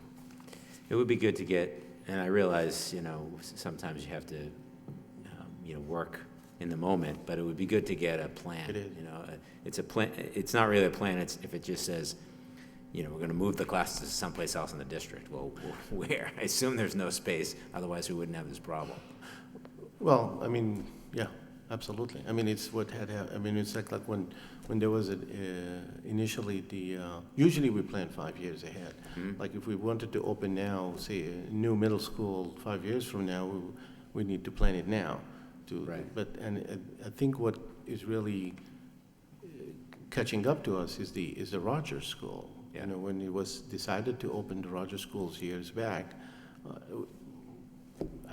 when I came in, there was really no plan as to where is the Rogers School going to go, the STEM school, as it grows into K through 8. Where do we go? Right. So we've been flying, building that airplane as we're flying it, to get there. But I'm confident we will. Say, Okay.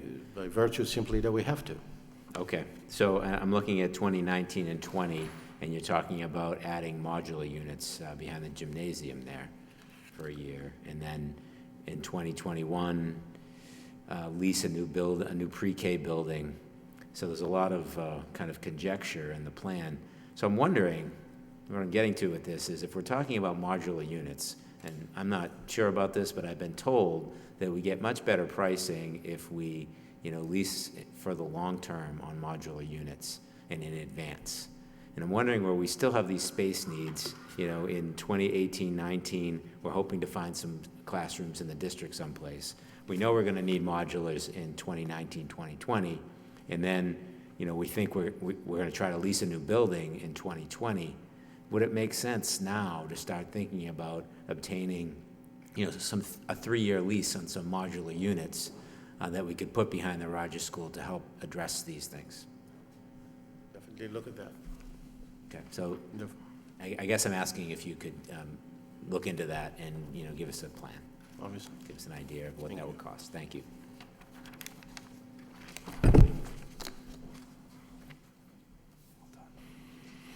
Ms. Martin. Thank you. Looking at the immediate, 2017-18, so the population estimate earlier in the report cites 75 to 155 additional students. And then the plan here is to accommodate 75 to 100 additional students. Obviously, we're opening in, 2 weeks. So where did that number fall, at a smaller number than initially estimated, or did that change? On the STEM Academy? I'm just looking at, so the overall population estimate, we are estimating from 75 to 155 additional students in aggregate for the middle schools in each of the next 3 years. So I'm assuming that's 2017-18. So looking at adding 4 classrooms to handle the estimated 75 to 100 additional students. At the Rogers, mostly we're adding it because the Rogers, we have to add one more grade. To bring them, that's yep. consuming the 4, yeah. So I guess my question is about those additional 55 students. Where are they? Or was the estimate wrong? Yeah, no, it was just a range for 2017-18 all the way for the next 3 years. So, but for the 2017-18, the estimate was 75 to 100. So other years have higher amounts.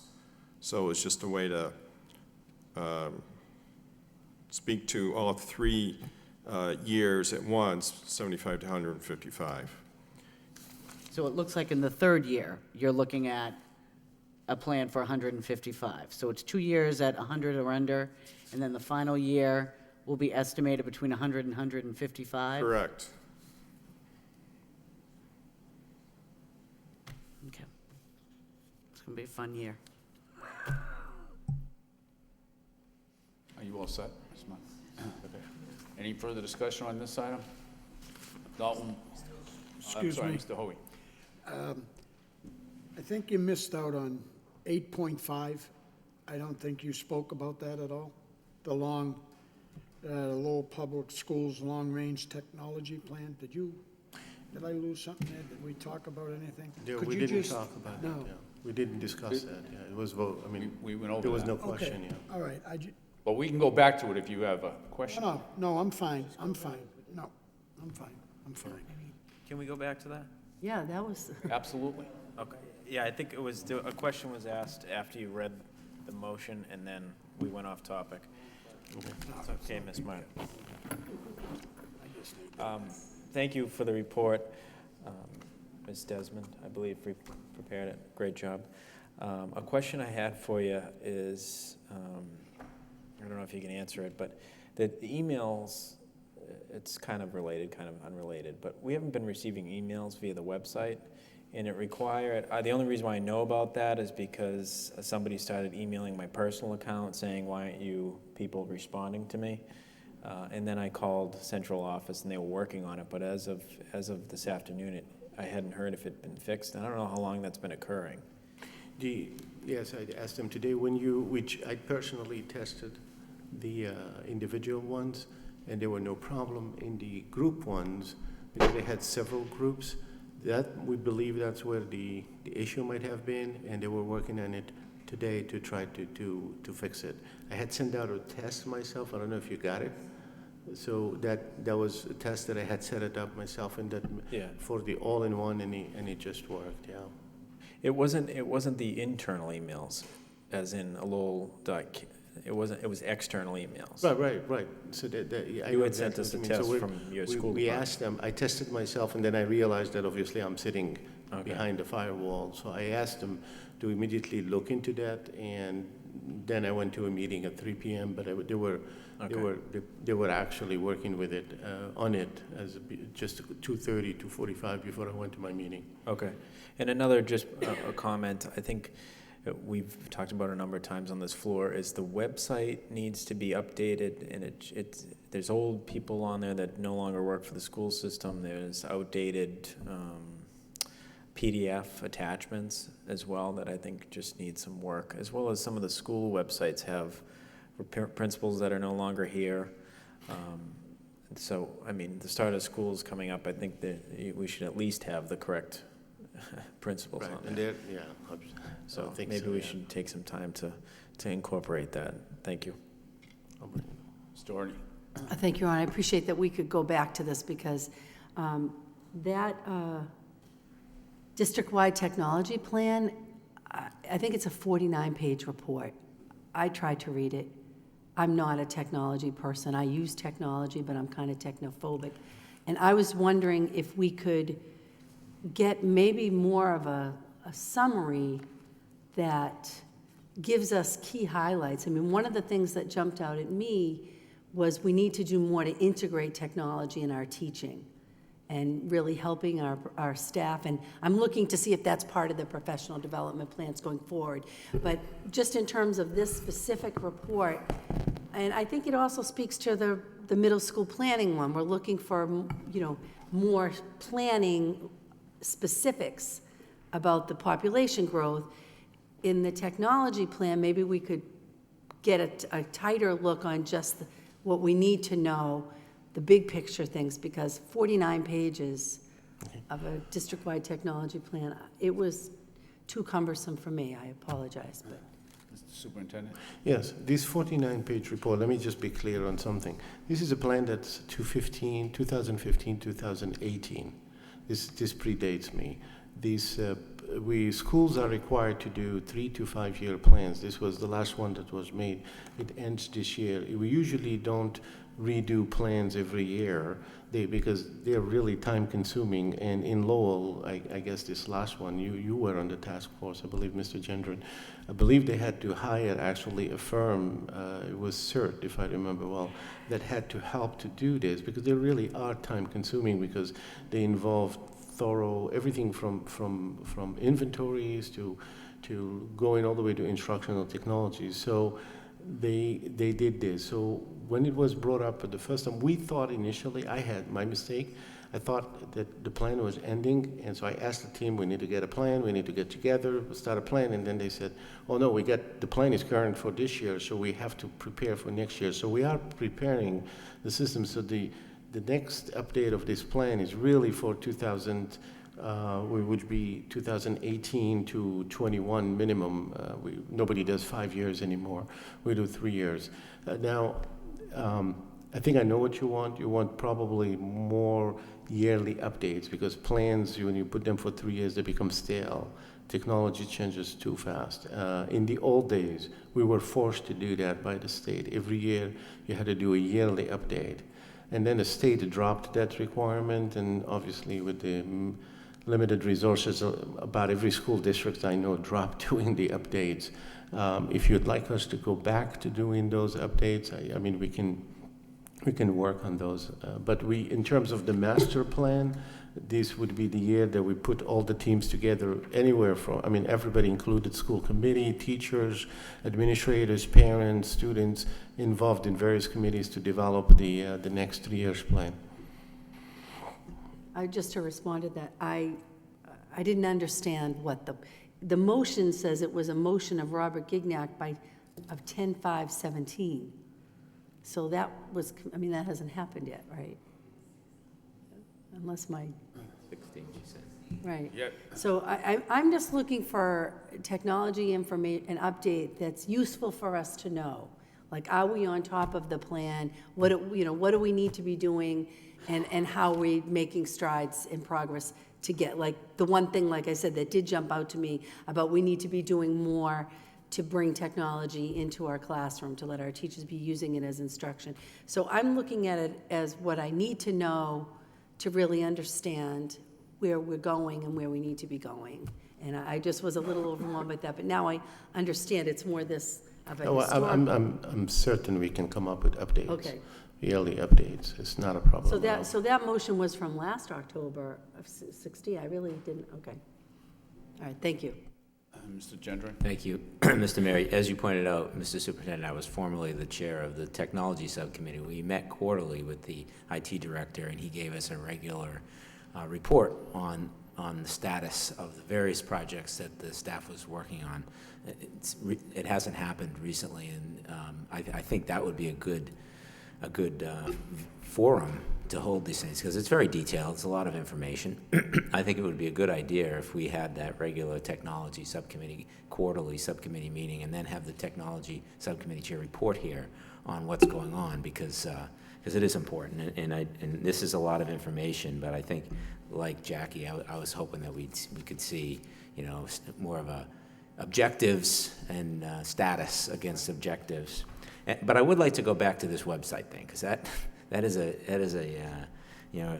craw for me. It's an issue for me over and over again. And at one point in time, we had designated individuals at each school to be in charge of updating the websites of the school, and they made sure that the principal's name was correct, and they made sure that current data was loaded onto the website, maybe some pictures of what the kids are doing, or some reports and things like that. We had a small stipend that we gave to those teachers who took on that extra duty, and we've removed that since. And I think that we're seeing the effects of removing those stipends. I really think it was a small amount of money that brought us a great deal of good, because when the people view us on the internet, that they get an impression of what Lowell Public Schools are all about. And if you go onto your kid's school website and it's got the principal's name wrong, I mean, what does that tell you about Lowell Public Schools? And I know that's not reality, but we have to maintain our image at a certain level so people feel confident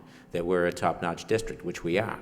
So I think we need to come up with a plan for how we're going to make sure that our image on the internet and social media is positive, because that's how people will judge us. Thank you. Thank you. Ms. Martin? Thank you very much. Just to bring us back to the report for a moment, I would say that, as Mr. Gendron mentioned, we did in the past have very regular update subcommittee meetings, so that we kind of had an opportunity to go through this material on a very regular basis. And I would say that the report itself is set up to do that. I mean, on the Appendix B is the priorities list. It is not difficult to update that over the course of time. Some of the items on it are more challenging than others. I mean, and I just looked at the first couple, but, looking at the student technology standards and competencies, that still hasn't been addressed. Maybe it has, it's not reflected here. So I know planning, I know strategic planning, I know technology planning, we do a lot of planning. Planning is great. Developing these documents can be very helpful, but when we finish them and put them on a shelf and no one looks at them again, whether it's a committee or the administration, they don't do any good. And as the superintendent has described, it was a lot of people doing a lot of work, and we spent a significant amount of money on this one specific plan. So I do think that it is designed so that it can be fairly easily updatable, but I would echo Mr. Gendron's point that if no one's looking at it, if a tree falls in the woods, if you have a technology plan and no one's reading it, it's really not going to impact the quality of our technology. So just as we move forward, putting all this work into developing a new plan in 17-18, I think it's going to be critically important that it becomes part, that it remains part of our ongoing conversations. Thank you. Thank you. Any further discussion on this item? If not, then we'll move on. We've already done 8.6, so we'll move on to 8.7, which is the 2017-2018 school leadership. Any discussion on that item? If not, we'll move on to the next item, which is the LPS new principal mentoring program. Any discussion? Ms. Doherty. If we could go back to the school leadership report, I'd like to hear from Ms. Desmond. We have 16 new principals in the school. Some have moved from other positions, and a number of new assistant principals. I think we should hear how we're going to orient them to the system. Thank you.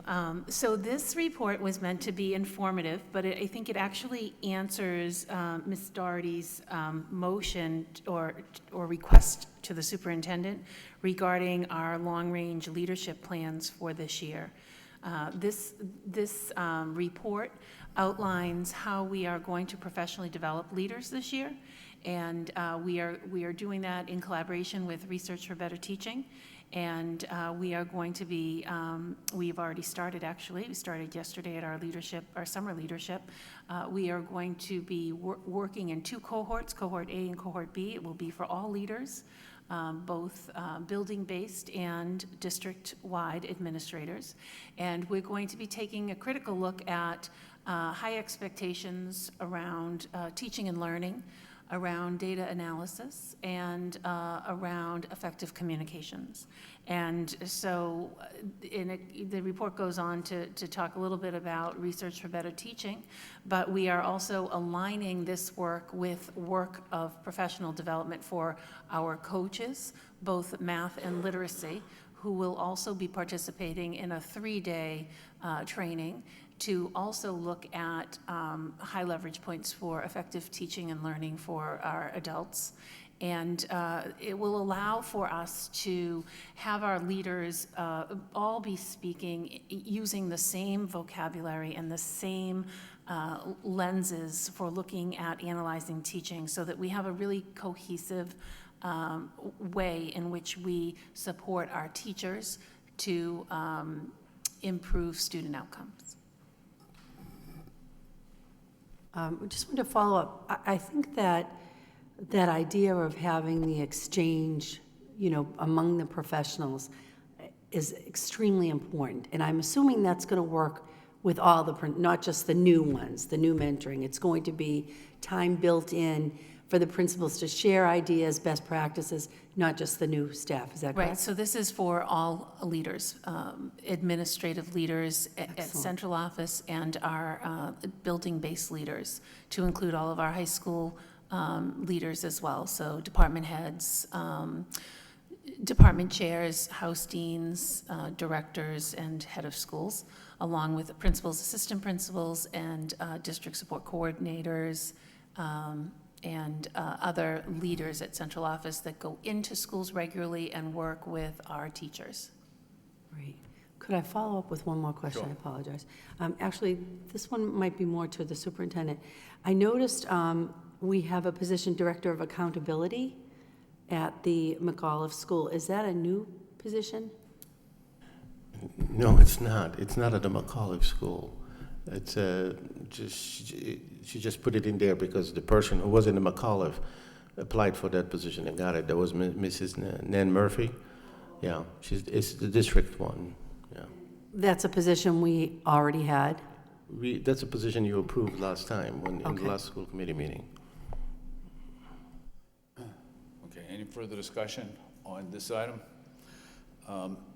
If not, we'll move on to 8.8, which is the new principal mentoring program. Any discussion? Hearing no discussion, we'll move on to 8.9, which is the disposal of surplus items. Any discussion regarding the disposal of surplus items? Hearing none, we'll move on to the school building committee. Any discussion regarding, yes, I Ms. think we Mott? need to do a roll call vote on disposing of surplus materials.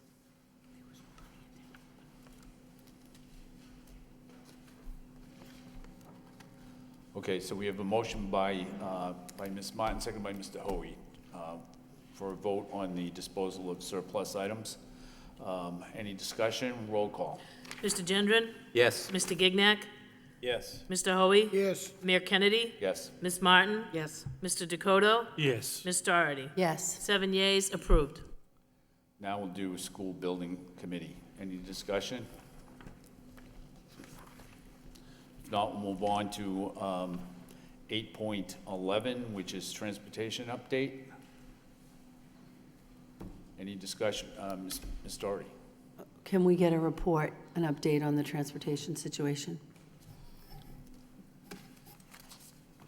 Yes, thank you. Be happy to provide this update. Plan is to have the delivery of the bus passes on August 23rd to the post office. Passes will be received by the parents on Thursday, Friday, and Saturday. We will have a message on the district website, and we're going to do that message this Thursday or Friday, as well as send out a Connect Ed message informing parents to look for the bus passes on those days. There will be changes to the bus routes as families continue to register through the first 2 weeks of school. I'd like to thank the family resource clerks for putting in extra hours and working on weekends to be able to make this plan a reality. John Dakota will be missed for his long service to the district. We're also supplementing the staff down there. Eilish Connaughton, a former principal at the Butler, will work the first 2 weeks of the start of school in conjunction with the experienced family resource clerks, ensuring the students will be transported to their assigned school. Also, did you want me to provide any other information on the transportation bid? Could we do this first, this part first, and then we could do the bid if that's, Oh, if sure. that's okay? I just wanted to double check. I know we didn't have the minutes from the finance subcommittee, but my sense, so did that date change, the August 23rd? Yeah, it changed from the 18th to the Okay. 23rd. So we've pushed it back another week before, and then the start of school is August, 29th. So we'll have them about 6 days? the Saturday, at the Thursday, Friday, Saturday. So they'll be delivered to the post office that Wednesday, and then mailed up. The postman, postal delivery will bring them to the homes Thursday, Friday, Saturday. And then we'll have a Connected Ed message and message on the district website informing parents to when to look for those bus passes. Okay, thank you. You all set? I'm sorry. Yep, okay. Any further discussion on the transportation update or this part of it? Okay. So if we could move on to the discussion of the bid, the update on the bid? Sure. Yes, be happy to. Just a little background. Dr. Kafawi received a letter from Christine O'Connor, city solicitor, that recommended the original transportation bid be canceled and rebid in an attempt to obtain more competition as advised by the Office of the Inspector General. As reported at the Finance Subcommittee on August 7th, last Monday, there was only one bidder, North Reading Transportation Bus Incorporated, for the rebid of the school bus transportation. North Reading Transportation was the same vendor who bid previously, and again, previously it was one bidder. The new bid was the same price as the bid amount before. However, previously, the bid price was negotiated down by $133,920 in the first year of the contract of 2017-18 under the original bid. NRT, in our discussions Monday, August 14th, did not agree to lower its price to the same amount as previously negotiated under the first bid. However, the district still retains the right to request fewer buses than listed in the bid specs. For example, should the district require one less bus, it will reduce costs by $65,000.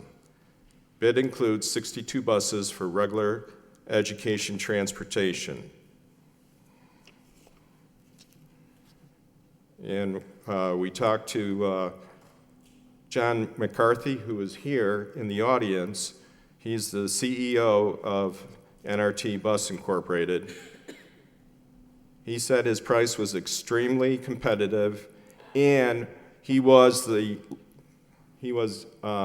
losing money on this contract, but this contract he kept because it allowed him to operate his Lowell garage and open and service other clients as well, other customers. So in fact, when we looked at competing bids from other bidders in other school districts, his bid has been extremely competitive and beat many, many prices of other school bus providers. That is the report. I'd like to entertain any questions. Thank you. Any discussion? Ms. Martin? Hearing no discussion, we'll move on to the list of eligible teachers. Any discussion regarding the list of eligible teachers? Ms. Doherty? Do we need to vote on the transportation piece, or did we do that in permission to enter? We did do it, okay. We already did. List of eligible teachers, any discussion? All right, move on to the personnel report. Any discussion regarding the personnel report? Hearing no discussion, the monthly financial report. Any discussion regarding the monthly financial report? Moving on to Election Day 2017-2018, UTL contract and school calendar. Any discussion? The Laura Lee Therapeutic Day School time change revision. Any discussion? And Mr. Mayor? Yes. I'm sorry. Do we need to approve the school calendar?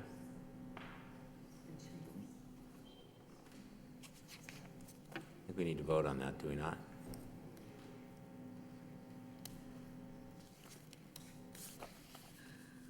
Do we have a motion to approve the school calendar? Please. By Mr. Gendron, second by Ms. Doherty. Discussion, roll call.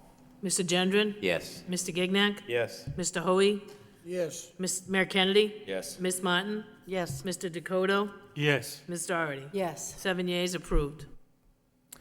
Okay, so the Laura Lee Therapeutic Day School time change revision, if there's no discussion on that, the chair would entertain a motion to accept the reports from the superintendent, items 8.1 through 8.16. Do we have a motion to accept those reports by Ms. Doherty, second by Mr. Dakota? Discussion, all in favor, all opposed, so voted. Next is the last report from the superintendent, which is for home education. Requires a motion to approve by Mr. Gignac, seconded by Mr. Hoey. Discussion on the motion, roll call. Mr. Gendron? Yes. Mr. Gignac? Yes. Mr. Hoey? Yes. Mayor Kennedy? Yes. Ms. Martin? Yes. Ms. Doherty? Yes. Mr. Dakota? Yes. 7 yeas, approved. Next, under new business, the additional budget reductions. Do we have a motion to approve? And we have a registered speaker on this. Do we have a motion to approve, first of all? For the purpose of discussion? We have a motion to approve by Ms. Martin, second by Mr. Hoey, and we have a registered speaker. Ms. Cheryl Bovia? Hi, Shelby Bovier, 51 Compass Road. I'm here tonight as a guidance counselor at Lowell High School who is speaking on behalf of all of the guidance counselors who I actually spoke with today as well. It is important that I acknowledge the fact that there is going to be a guidance counselor cut, and I'm asking for you to reconsider that cut in the budget. As it is that the American School Counselor Association recommends that the guidance counselors across the United States have no bigger than a 200-student caseload. We at the high school have over 250 plus students on each caseload. I currently, at the end of the last year, had 288. Some of us are in upwards of 300. You are cutting a school counselor position and asking us to absorb that counselor's roles, which is an extreme concern to all of us. Some of us, realize that this is a crucial role because it will fall most likely in removing one of the college and career counselors, somebody who is an essential and crucial piece to all of these students. This counselor specifically has, on a daily basis, seen students to do job placements, to take care of the internships. She manages our dual enrollment students with over 185 students. When I spoke with her today, she managed and maintained over 600 students last year, and you're asking us to absorb those roles when we already have learned to we've already had to absorb so much more. These are some of the things that the guidance counselors alone in Unit B have had to absorb as a result of cutting positions. We have had to absorb 504s when 504 coordinator was reduced. We have had to absorb TATs. We absorbed MCAS proctoring, AP proctoring, lunch duties, which we were able to fight last year. And though we're told we would no longer have to do them, we're told that when there is a shortage, we are being asked to still help out when needed, which is on a daily basis. We were told that when we absorbed the MCAS duties, that was going to be a temporary situation due to the cut in substitutes to the high school. That has now become a permanent position for over the last 4 years, where we are out of our offices for 3 times a year proctoring MCAS. This is time away from students, time that we can't afford to have away from students. It appears that guidance counselors continue with budget cuts to be asked to absorb a lot. I'm asking you this because it affects hundreds of students daily. I spoke with that woman who held the position in college and career, and the biggest concern is the fact of the job fair where we have over 400 students in and out of that's organized every year, and we place those students in summer jobs every year. We have that woman who she actually had over 100 students placed in internships last year. Again, 185 students for dual enrollment are managed through her. Asking us to absorb those duties is going to be a disservice to students and lessen our one-to-one time with them. This cut comes with consequences not just to our staff, but it does to the students. It means that less one-to-one time with our students. Our students need that more than ever now. It directly affects their student services. We see students for various reasons. We aren't just schedulers. We see students for emotional issues. We see them for academic issues. We see them for scheduling and their future planning. Taking away another guidance counselor is going to make this much more difficult for us to be able to advise these students daily. As it is, when we do scheduling in the springtime, it takes 2.5 months for me to see 280 students in a time frame of 15 minutes a day is what I schedule them for. 2.5 months to get to all 280 students and see them each one-to-one. I don't know how we're going to add these responsibilities onto all of the counselors. I think that this should be something that's reconsidered by the school committee. It's an essential and crucial role. In addition to that, in our upcoming school year, we've now been asked, and it's going to be part of the district plan, which I completely support, that we'll be doing drug screenings with our students. Those are going to be one-to-one appointments as well, and there will be various people throughout the district to assist us, but that's one less student support service person. In the last 1.5 years alone, we have lost a student support specialist at the high school in the freshman academy. We have lost a social worker and now a guidance counselor. And those are 3 critical positions in a high school, especially for students who are planning for their futures. And what our students have to go through on a daily basis, our job is critical.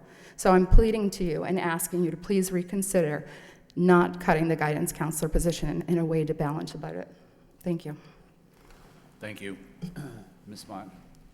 Thank you very much, and thank you for coming down this evening to share your impressions. I have to say that what I was struck by, and it's a comment that I know the superintendent has made before in the past, that the easiest cuts to make are the ones that are open positions.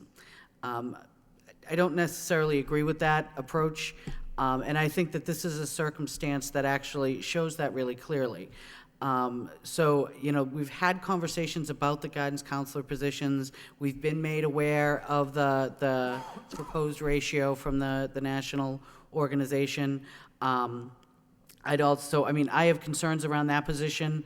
The math resource teacher, I don't know how a principal is going to function without that. So if a principal is saying that they don't have a need for a math resource teacher, I'm concerned. And if it's just happening because there's someone retired or there's someone not in that position, that to me doesn't necessitate the idea that there's no need for someone in that position. I would look at the library aides as well. We had a very heated conversation around these. So there needs to be a justification for these cuts that goes beyond there's nobody in there, so we don't need to fill it. So I would need more information defending every one of these, and I'd include the network manager. My other question would be, in terms of the teacher retirements, looking at $237,000, is that in addition to what we ended our year with? So are these retirements that we hadn't anticipated that are new for FY 17-18? Yes, these retirements occurred after the budget was adopted, so they're new and were not incorporated in the budget that was approved by the school committee. Okay, so they're real dollars. Correct. Okay. Thank you very much. Thank you. Any further discussion on the motion? Mr. Gignac. Thank you, Mr. Mayor. A few questions. The guidance counselor position, can you provide a little more detail on where that is? What actual position is being proposed to be eliminated? In a house office and I will where? try to do that.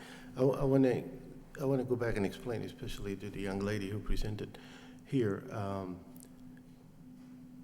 We go all over the district, all over the district. I can cite example after example where we are not in compliance with national norms or state requirements or federal requirements. If you recall, during the budget seasons, we had a group of speech pathologists that came to talk to us, where their load was more than double what was recommended by ASHA certification agency. So I think this is not news to us. I think when we talk, and I do agree with you, and I about the assistant computer network manager. Somebody's picking up the load. You don't just come out one day and you say, from now on we can function without the assistant computer network manager. You have a whole team of other people that are going to be picking up those pieces. That's how it works when you do have the budget. No budget cut is pleasant, because somebody else is going to have to pick up the load and work with it. We are not professionals. I do not know about guidance. We rely on the school leaders and the guidance.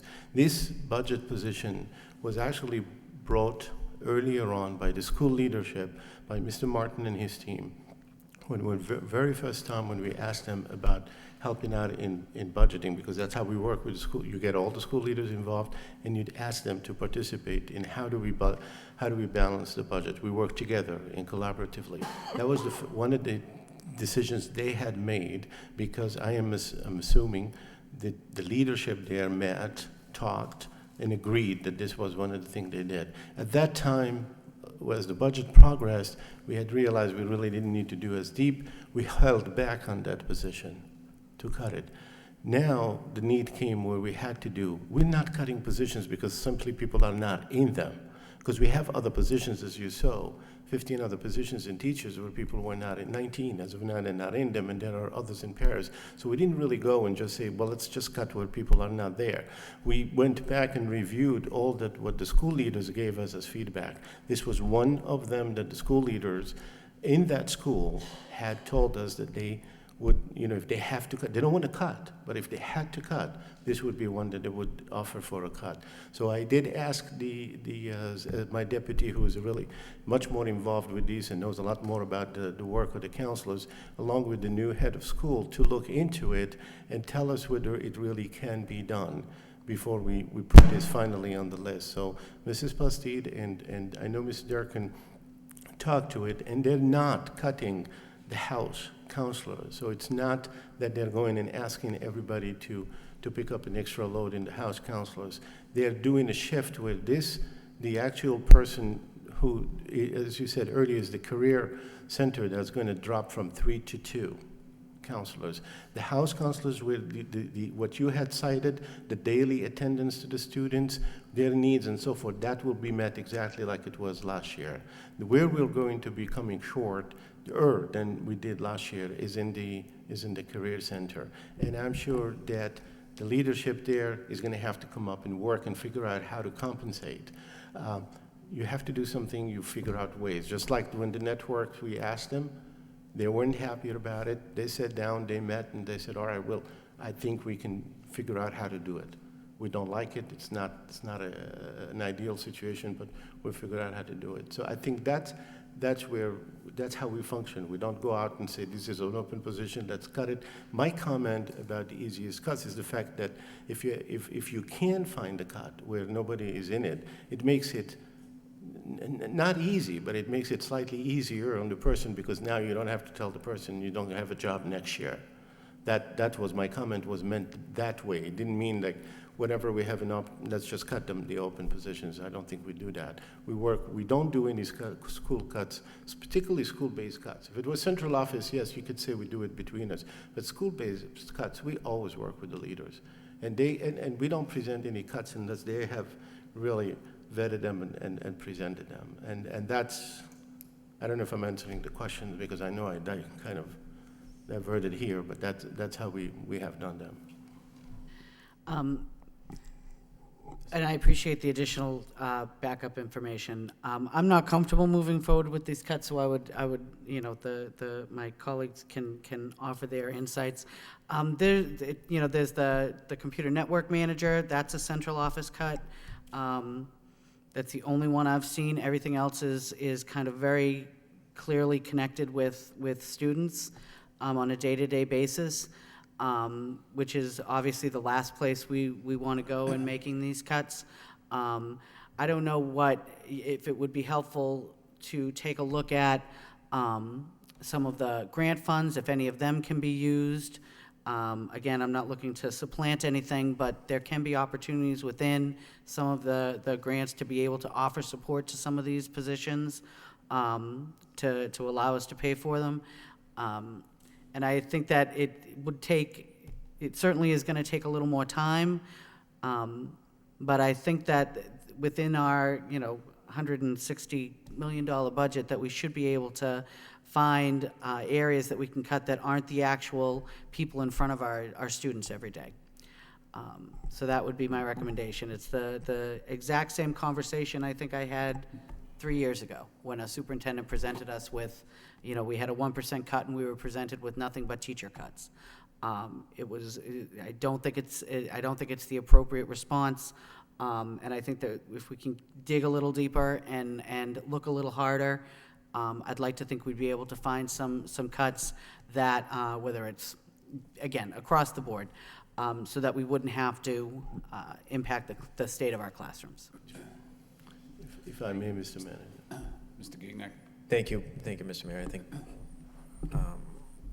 thank you for clarifying which position it is, but I don't necessarily agree with the fact that the House guidance counselors are not going to see an additional workload. Immediately what comes to mind is college admission season, and that college and career counselor may deal with some students, but now that's one less body that workload is now going to be distributed across the House offices. And that's a point in time where people need their transcripts, people need their college applications done in a timely manner. And that's just one little part of your job that's going to increase. And I agree with Ms. Martin. I think we have to look at the top. We have to look at and it's tough to hear, and it's difficult to say, because we work with these people each and every day, and these positions are important. But we have to be looking at the positions at 155 Merrimack, and we can't be looking at the folks that are in the classrooms or are in the school working with kids each and every day. The computer network manager, I think, is probably the position I'm most comfortable with eliminating. I think we can survive without it for the time being. But a question I have for you, I was a little confused by the math resource teacher as well, that the principal just doesn't seem it's necessary, but I'll take your word for that. The library aides, what's the plan there? It just says the positions were vacant. So what are those schools going to be doing to fulfill the requirement? A number of those schools are lower performing schools that probably need that additional person to give some support to that school. I know the Moody is a tiny school that doesn't have assistant principal and needs the support. The Green Elge is on the way up, but they need as much support as possible, and the Butler and the Rogers as well. I'd like to see a plan of how they're going to, yes. I can speak to the library aide positions because I had conversations with the principals. At the Butler, the library is a classroom, so there's a teacher in there conducting a class. So library aid is not going to be effective there at the Butler. In fact, the previous library aide had worked on supporting technology. And that need is no longer there? We can fill that need through an hourly with a paraprofessional paying additional 5 hours according to the principal. So we can manage that a lot more inexpensively than hiring a library aide position for the Butler. The Moody, she requested not to fill that library aide position. She's looking for another position, a paraprofessional. And so there's opportunities to work with not too much savings there at the Moody, but we can work with her. The Rogers has been vacant for a year.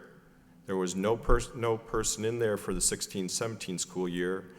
There's a lot of changes happening at the Rogers STEM. He is fine to wait a year, and when things settle down eventually, to hire library aide, but he's okay with it being deferred for a year. The Greenulch, as you know, has additional funding, as what Ms. Martin alluded to, that possibly that can be picked up by another grant. So in fact, we do have a grant, substantial grant at the Greenulch School. So these could be eliminated, these positions not eliminated, but deferred for a year. And you'll see whether or not the Greenulch can be paid out of another. Right. Okay. But right now they're being paid out of the operating funds. Okay. Is there a plan B? Do you have another line up of potential cuts?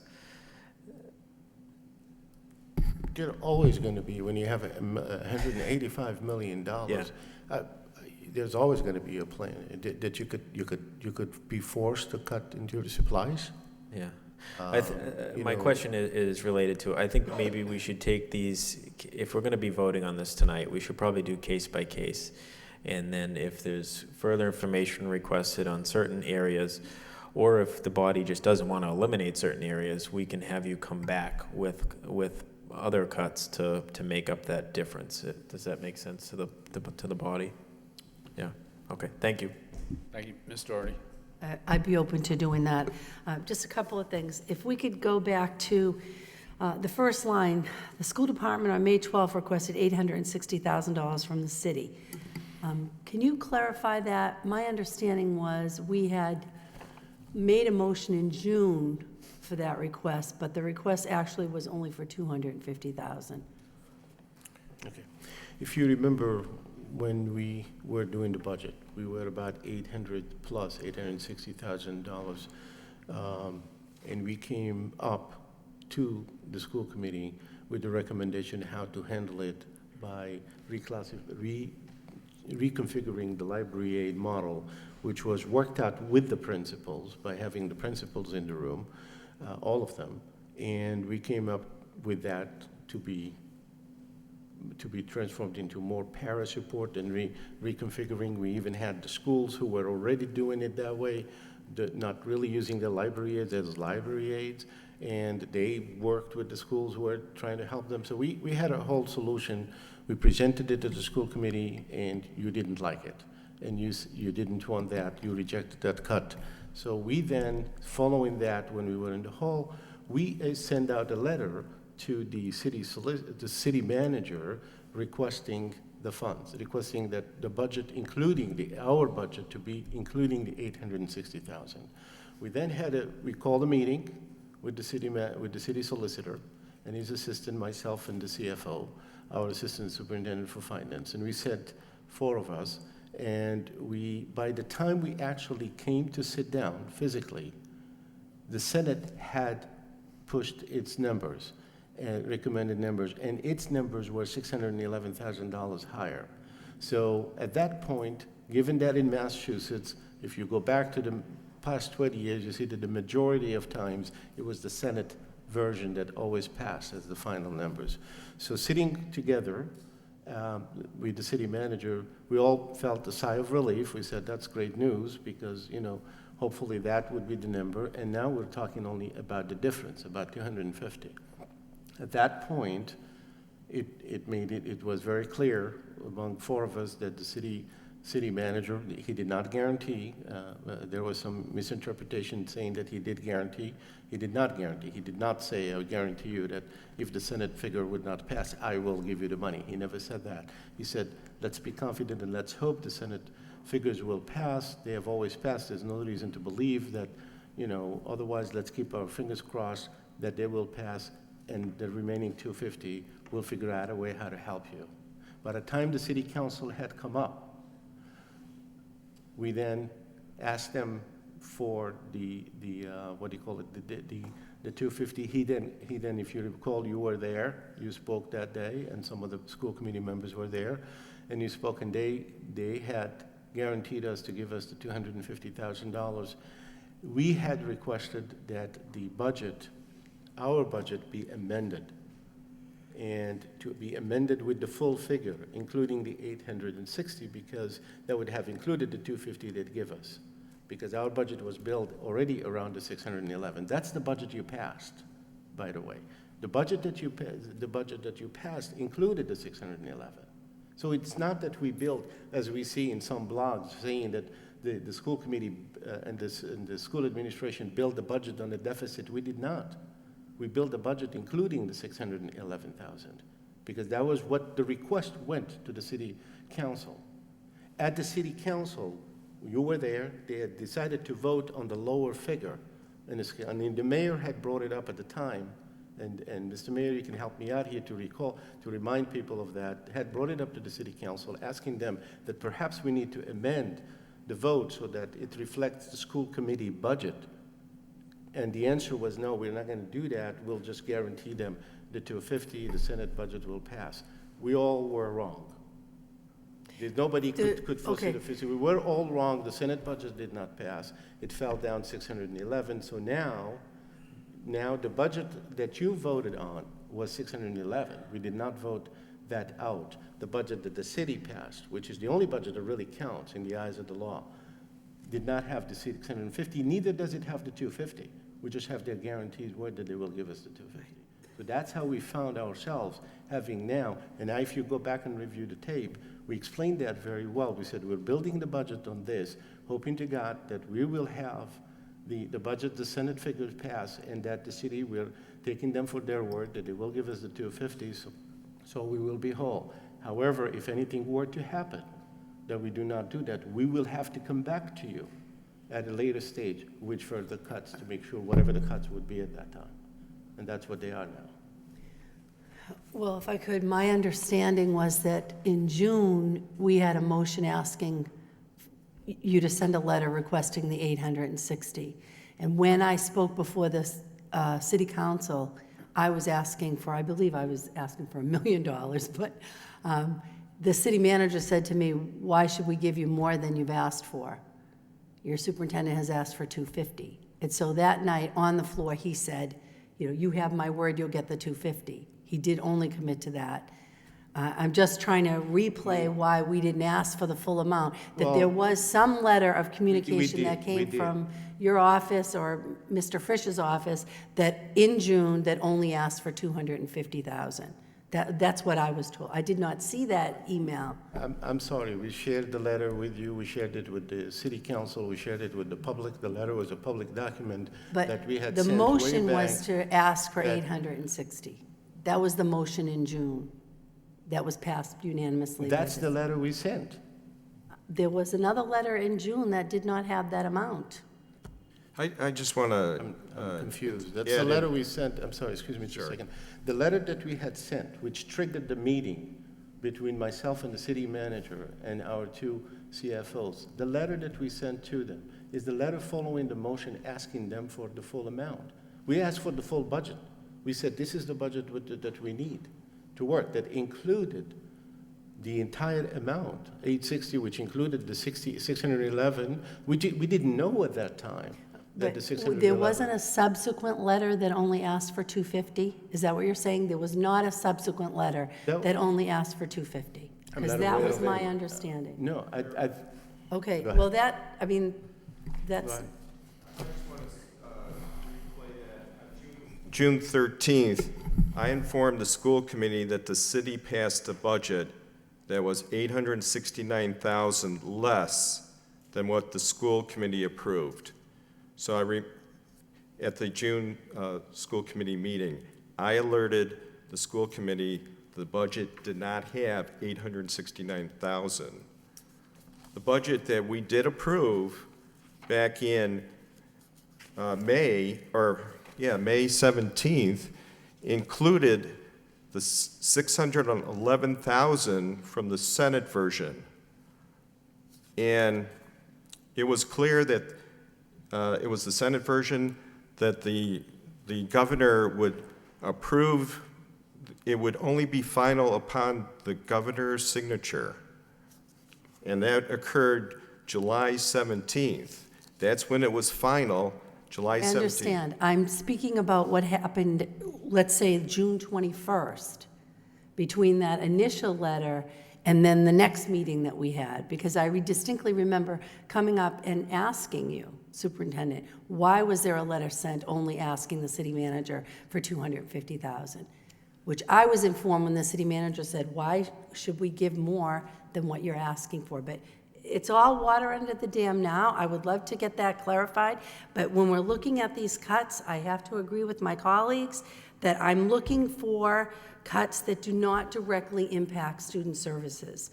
I understand with the library aides that we had several principals talk to us about how they're able to work without this role because the position, the job description needs to be redefined. And until we do that, I can understand that there are several school leaders who have found a way to use the library without needing this particular job description filled. I get that.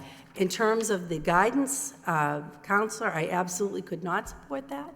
One of the greatest improvements we have made, the progress we have made in the last couple of years at the high school has been specifically around attendance and our graduation rates and our students going to college. And these guidance counselors play a significant role in that progress. I'm not willing to dial that back. You know, we have made unprecedented strides in these areas. My other concern when we're looking at, I mean, I don't know about the computer network manager, maybe we could do without that. We have several central office positions that are newer positions, or even, what about this coordinator of school improvement and accountability? What has happened with that role since the person who was in that role is now a principal at the Green Elge? I mean, I just think we need to look closer. I'm sorry, I could. That was not funded in the new budget. But it was No funded longer from even grant have that funds. role. All right. Correct? It was funded through grant funds. Well, I'm just saying, let's look at more of these central office positions. Obviously, we can't cut from teachers. We need teachers in the classroom. But many of these other, like the guidance counselor, these roles that are directly serve our students. Now, the math resource teacher, I see that as a professional development role, right? If my understanding of it is correct, that's working with the math teachers. It's very important in terms of progress and moving forward in our level of instruction. And I see Ms. Desmond might want to add to that. That one doesn't seem as critical to me as the guidance counselor, but I'm not looking to make some of these cuts tonight. We would have to do it one at a time. Can I offer And I a would suggestion to the committee? I think there is a personnel committee scheduled for Monday. And that might be a time, I don't think this is gonna get resolved this evening, or at least it doesn't seem like it's moving in that direction, but maybe if the administration has more time to reflect on this and the remarks that the school committee has given them so far, maybe you can make more headway on Monday with the personnel subcommittee. It's just a suggestion, but it doesn't seem like it's, like anything good is gonna happen on this issue this evening.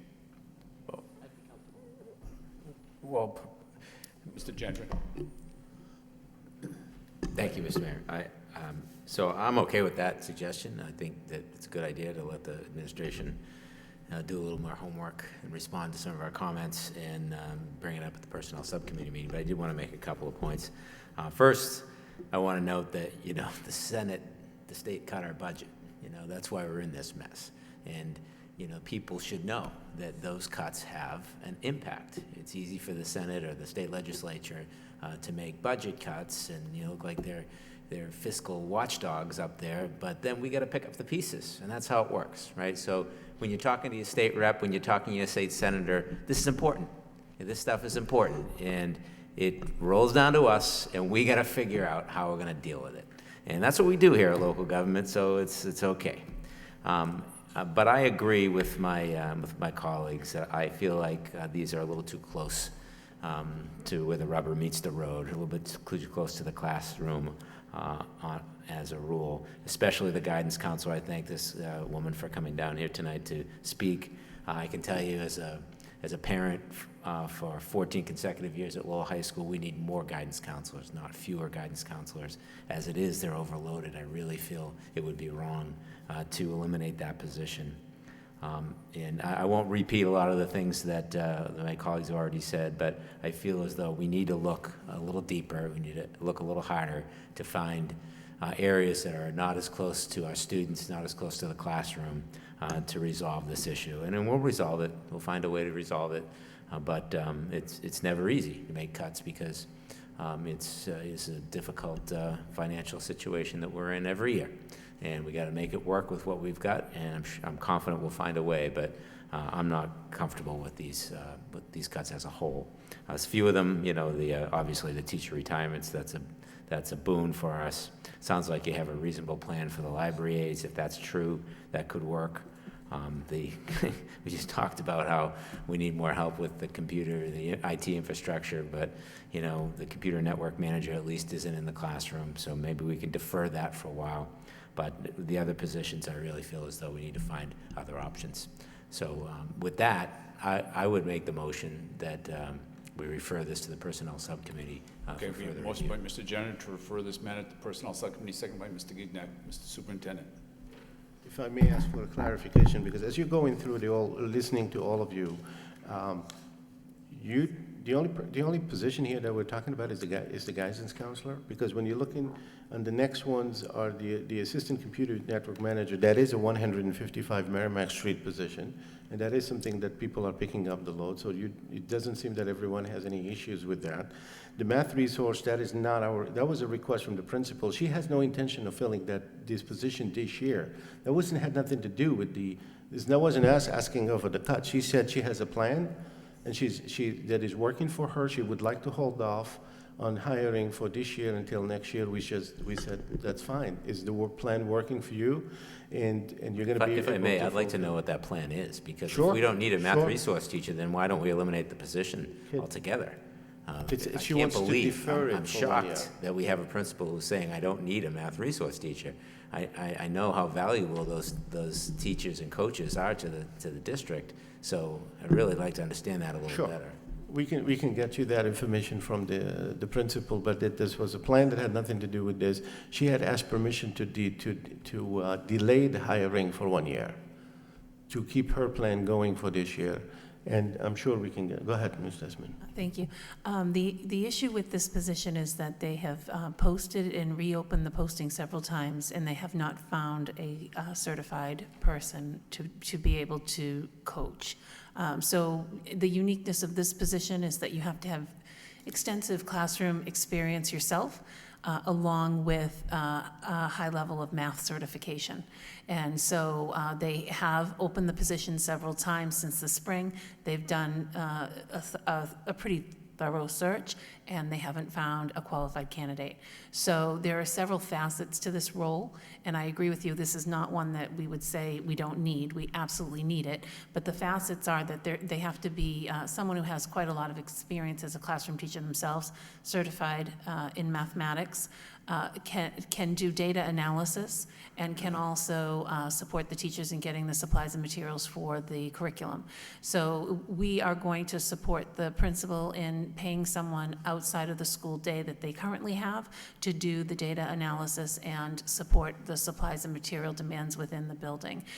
The coaching piece of it, we will try to supplement with central office staff, our math curriculum coordinator, and we will repost this in the spring and make sure that we get a highly qualified candidate. Are you all set, Mr. Chairman? So if I may continue, the next item is really teachers' retirements. It's just a savings. Obviously, we want to take it. And in the library aides, does anybody seem to be satisfied? Because that's, like the Greenhalgh, I'm not worried about, and the others, the principals have a working formula for it. They don't want to eliminate it. They want to just delay it for 1 year. That's all. I guess. And then, so the only thing that's left that we're talking about is really the guidance counselor. So we don't really have teachers' cuts. We have one teacher cut that we're talking about. Okay, just so I know. I think the motion is to either provide the background like we just got to the personnel subcommittee, or an alternative cut to some of these positions. So on those, the library aides and the teachers, the coach. No, I'm just trying to get information so we can get the right information to the personnel subcommittee. So the main information that you want us to get is in the guidance counselor. How is it going to work? What alternatives? All right, good, no problem. Mr. Gignac, then there was one. Thank you, Mr. Mayor. Just to clarify, in this budget, we added 4 FTEs for math resource teachers. So did this school have a full-time? They didn't have one, so they've survived without the position. So it would be brand new. We just want to make sure if we're going to hire, because the role is so important, that we have a highly qualified candidate, and we just haven't. You want to get it right, yeah. Okay, all right, I'm more comfortable with that. I think it's important that we have the full background, because I knew that we added the positions for them this year, and I wanted to make sure that we weren't taking something away that was long-standing at that school. So this is just a deferment. We do not want to cut in the FTEs for math resource. Okay, thank you. Thank you for that clarification. Okay, Ms. Martin. Thank you. Just so we can get the information perhaps on Monday, I know that one of the reference points was with the library aides, the Moody is not using their library. They're looking instead for a paraprofessional position. Is that accurate? So we'd have to pay that para, right? So what's the differential?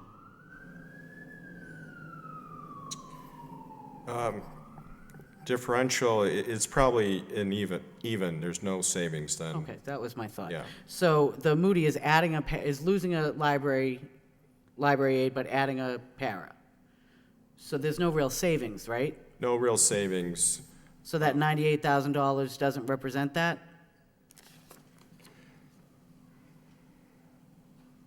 I just want to make sure that I have room in the paras to. I got to check the para budget. We can do that on Monday. It's Yeah. fine. It's just Yeah. kind of telegraphing my questions.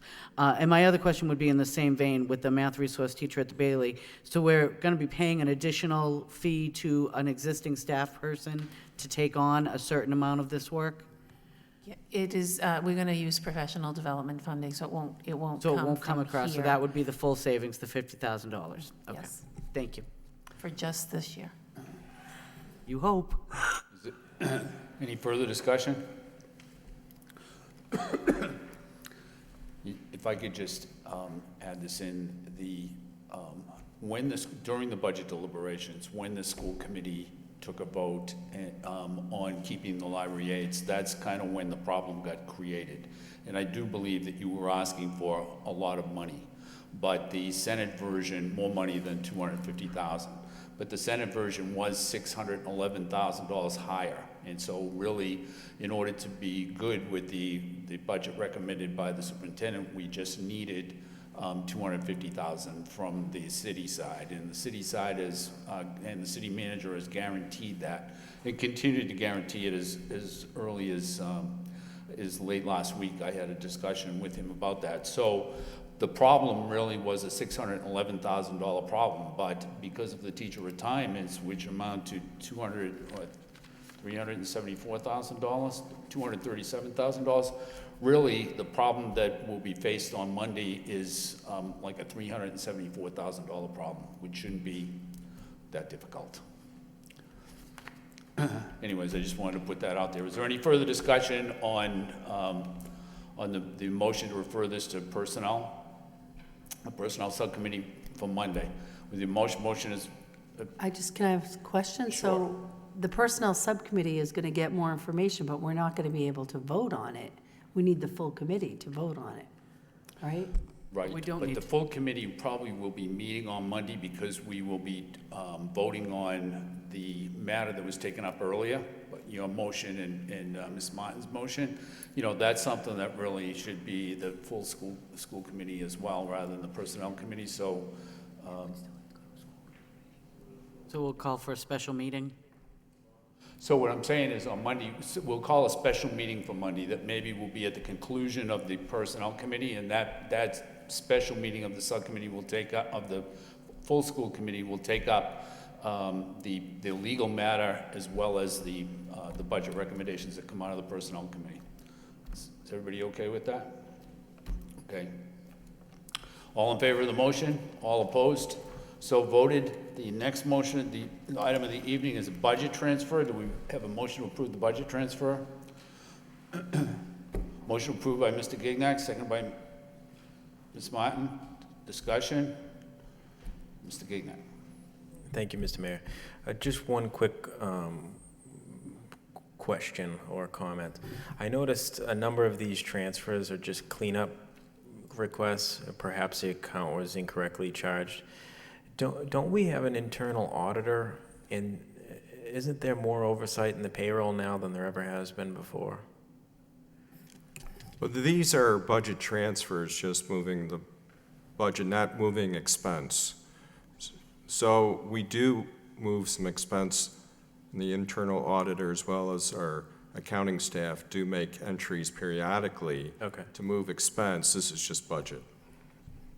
And according to the policy, any budget that crosses funds, even if it's a minor amount of money, like $177, it needs school committee approval. Right. Okay. Thank you. Ms. Martin? Thank you very much. You know, and I recognize what Mr. Gignac is referencing, because we certainly have a lot of these that are, you know, just, you can tell it's cleanup, which is fine. 32 cents. Yeah, exactly. That's very important. So my question would be, though, there are some significant ones. So, I mean, and I'm just looking at, you know, like all these building custodian charges that we're pulling from, so money that wasn't spent that is now going towards other charges. So is there a way, and perhaps it could be as part of a narrative even, just to pull out those kind of extremely large ones to explain why that didn't happen? Or if you can answer right now, I mean, that's fine too. Yeah, there's several of these, so I think it'd be better if I just write them down. That's fine. That would be great. Thank you very much. Thank you. Any further discussion on this? Roll call. Mr. Gendron? Yes. Mr. Gignac? Yes. Mr. Hoey? Yes. Mayor Kennedy? Yes. Ms. Martin? Yes. Mr. Dakota? Yes. Ms. Doherty? Yes. 7 yeas, approved.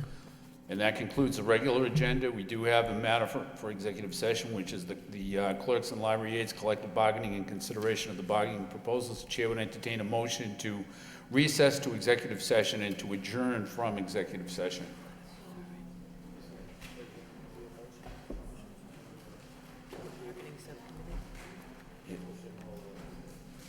This is for, this is.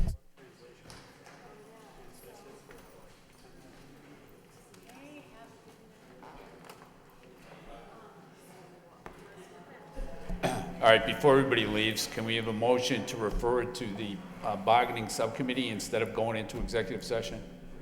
Oh, the bargaining subcommittee. I'll make that motion. We have a motion by Mr. Gendron to do that, second by Ms. Martin. Discussion, roll call. Mr. Gendron? Yes. Mr. Gignac? Mr. Hoey? Yes. Mayor Kennedy? Yes. Ms. Martin? Mr. Dakota? Yes. Ms. Doherty? Yes. 7 yeas, approved. Chair would entertain a motion to adjourn. Motion to adjourn by Ms. Martin, seconded by Mr. Hoey. All in favor, all opposed, stand adjourned.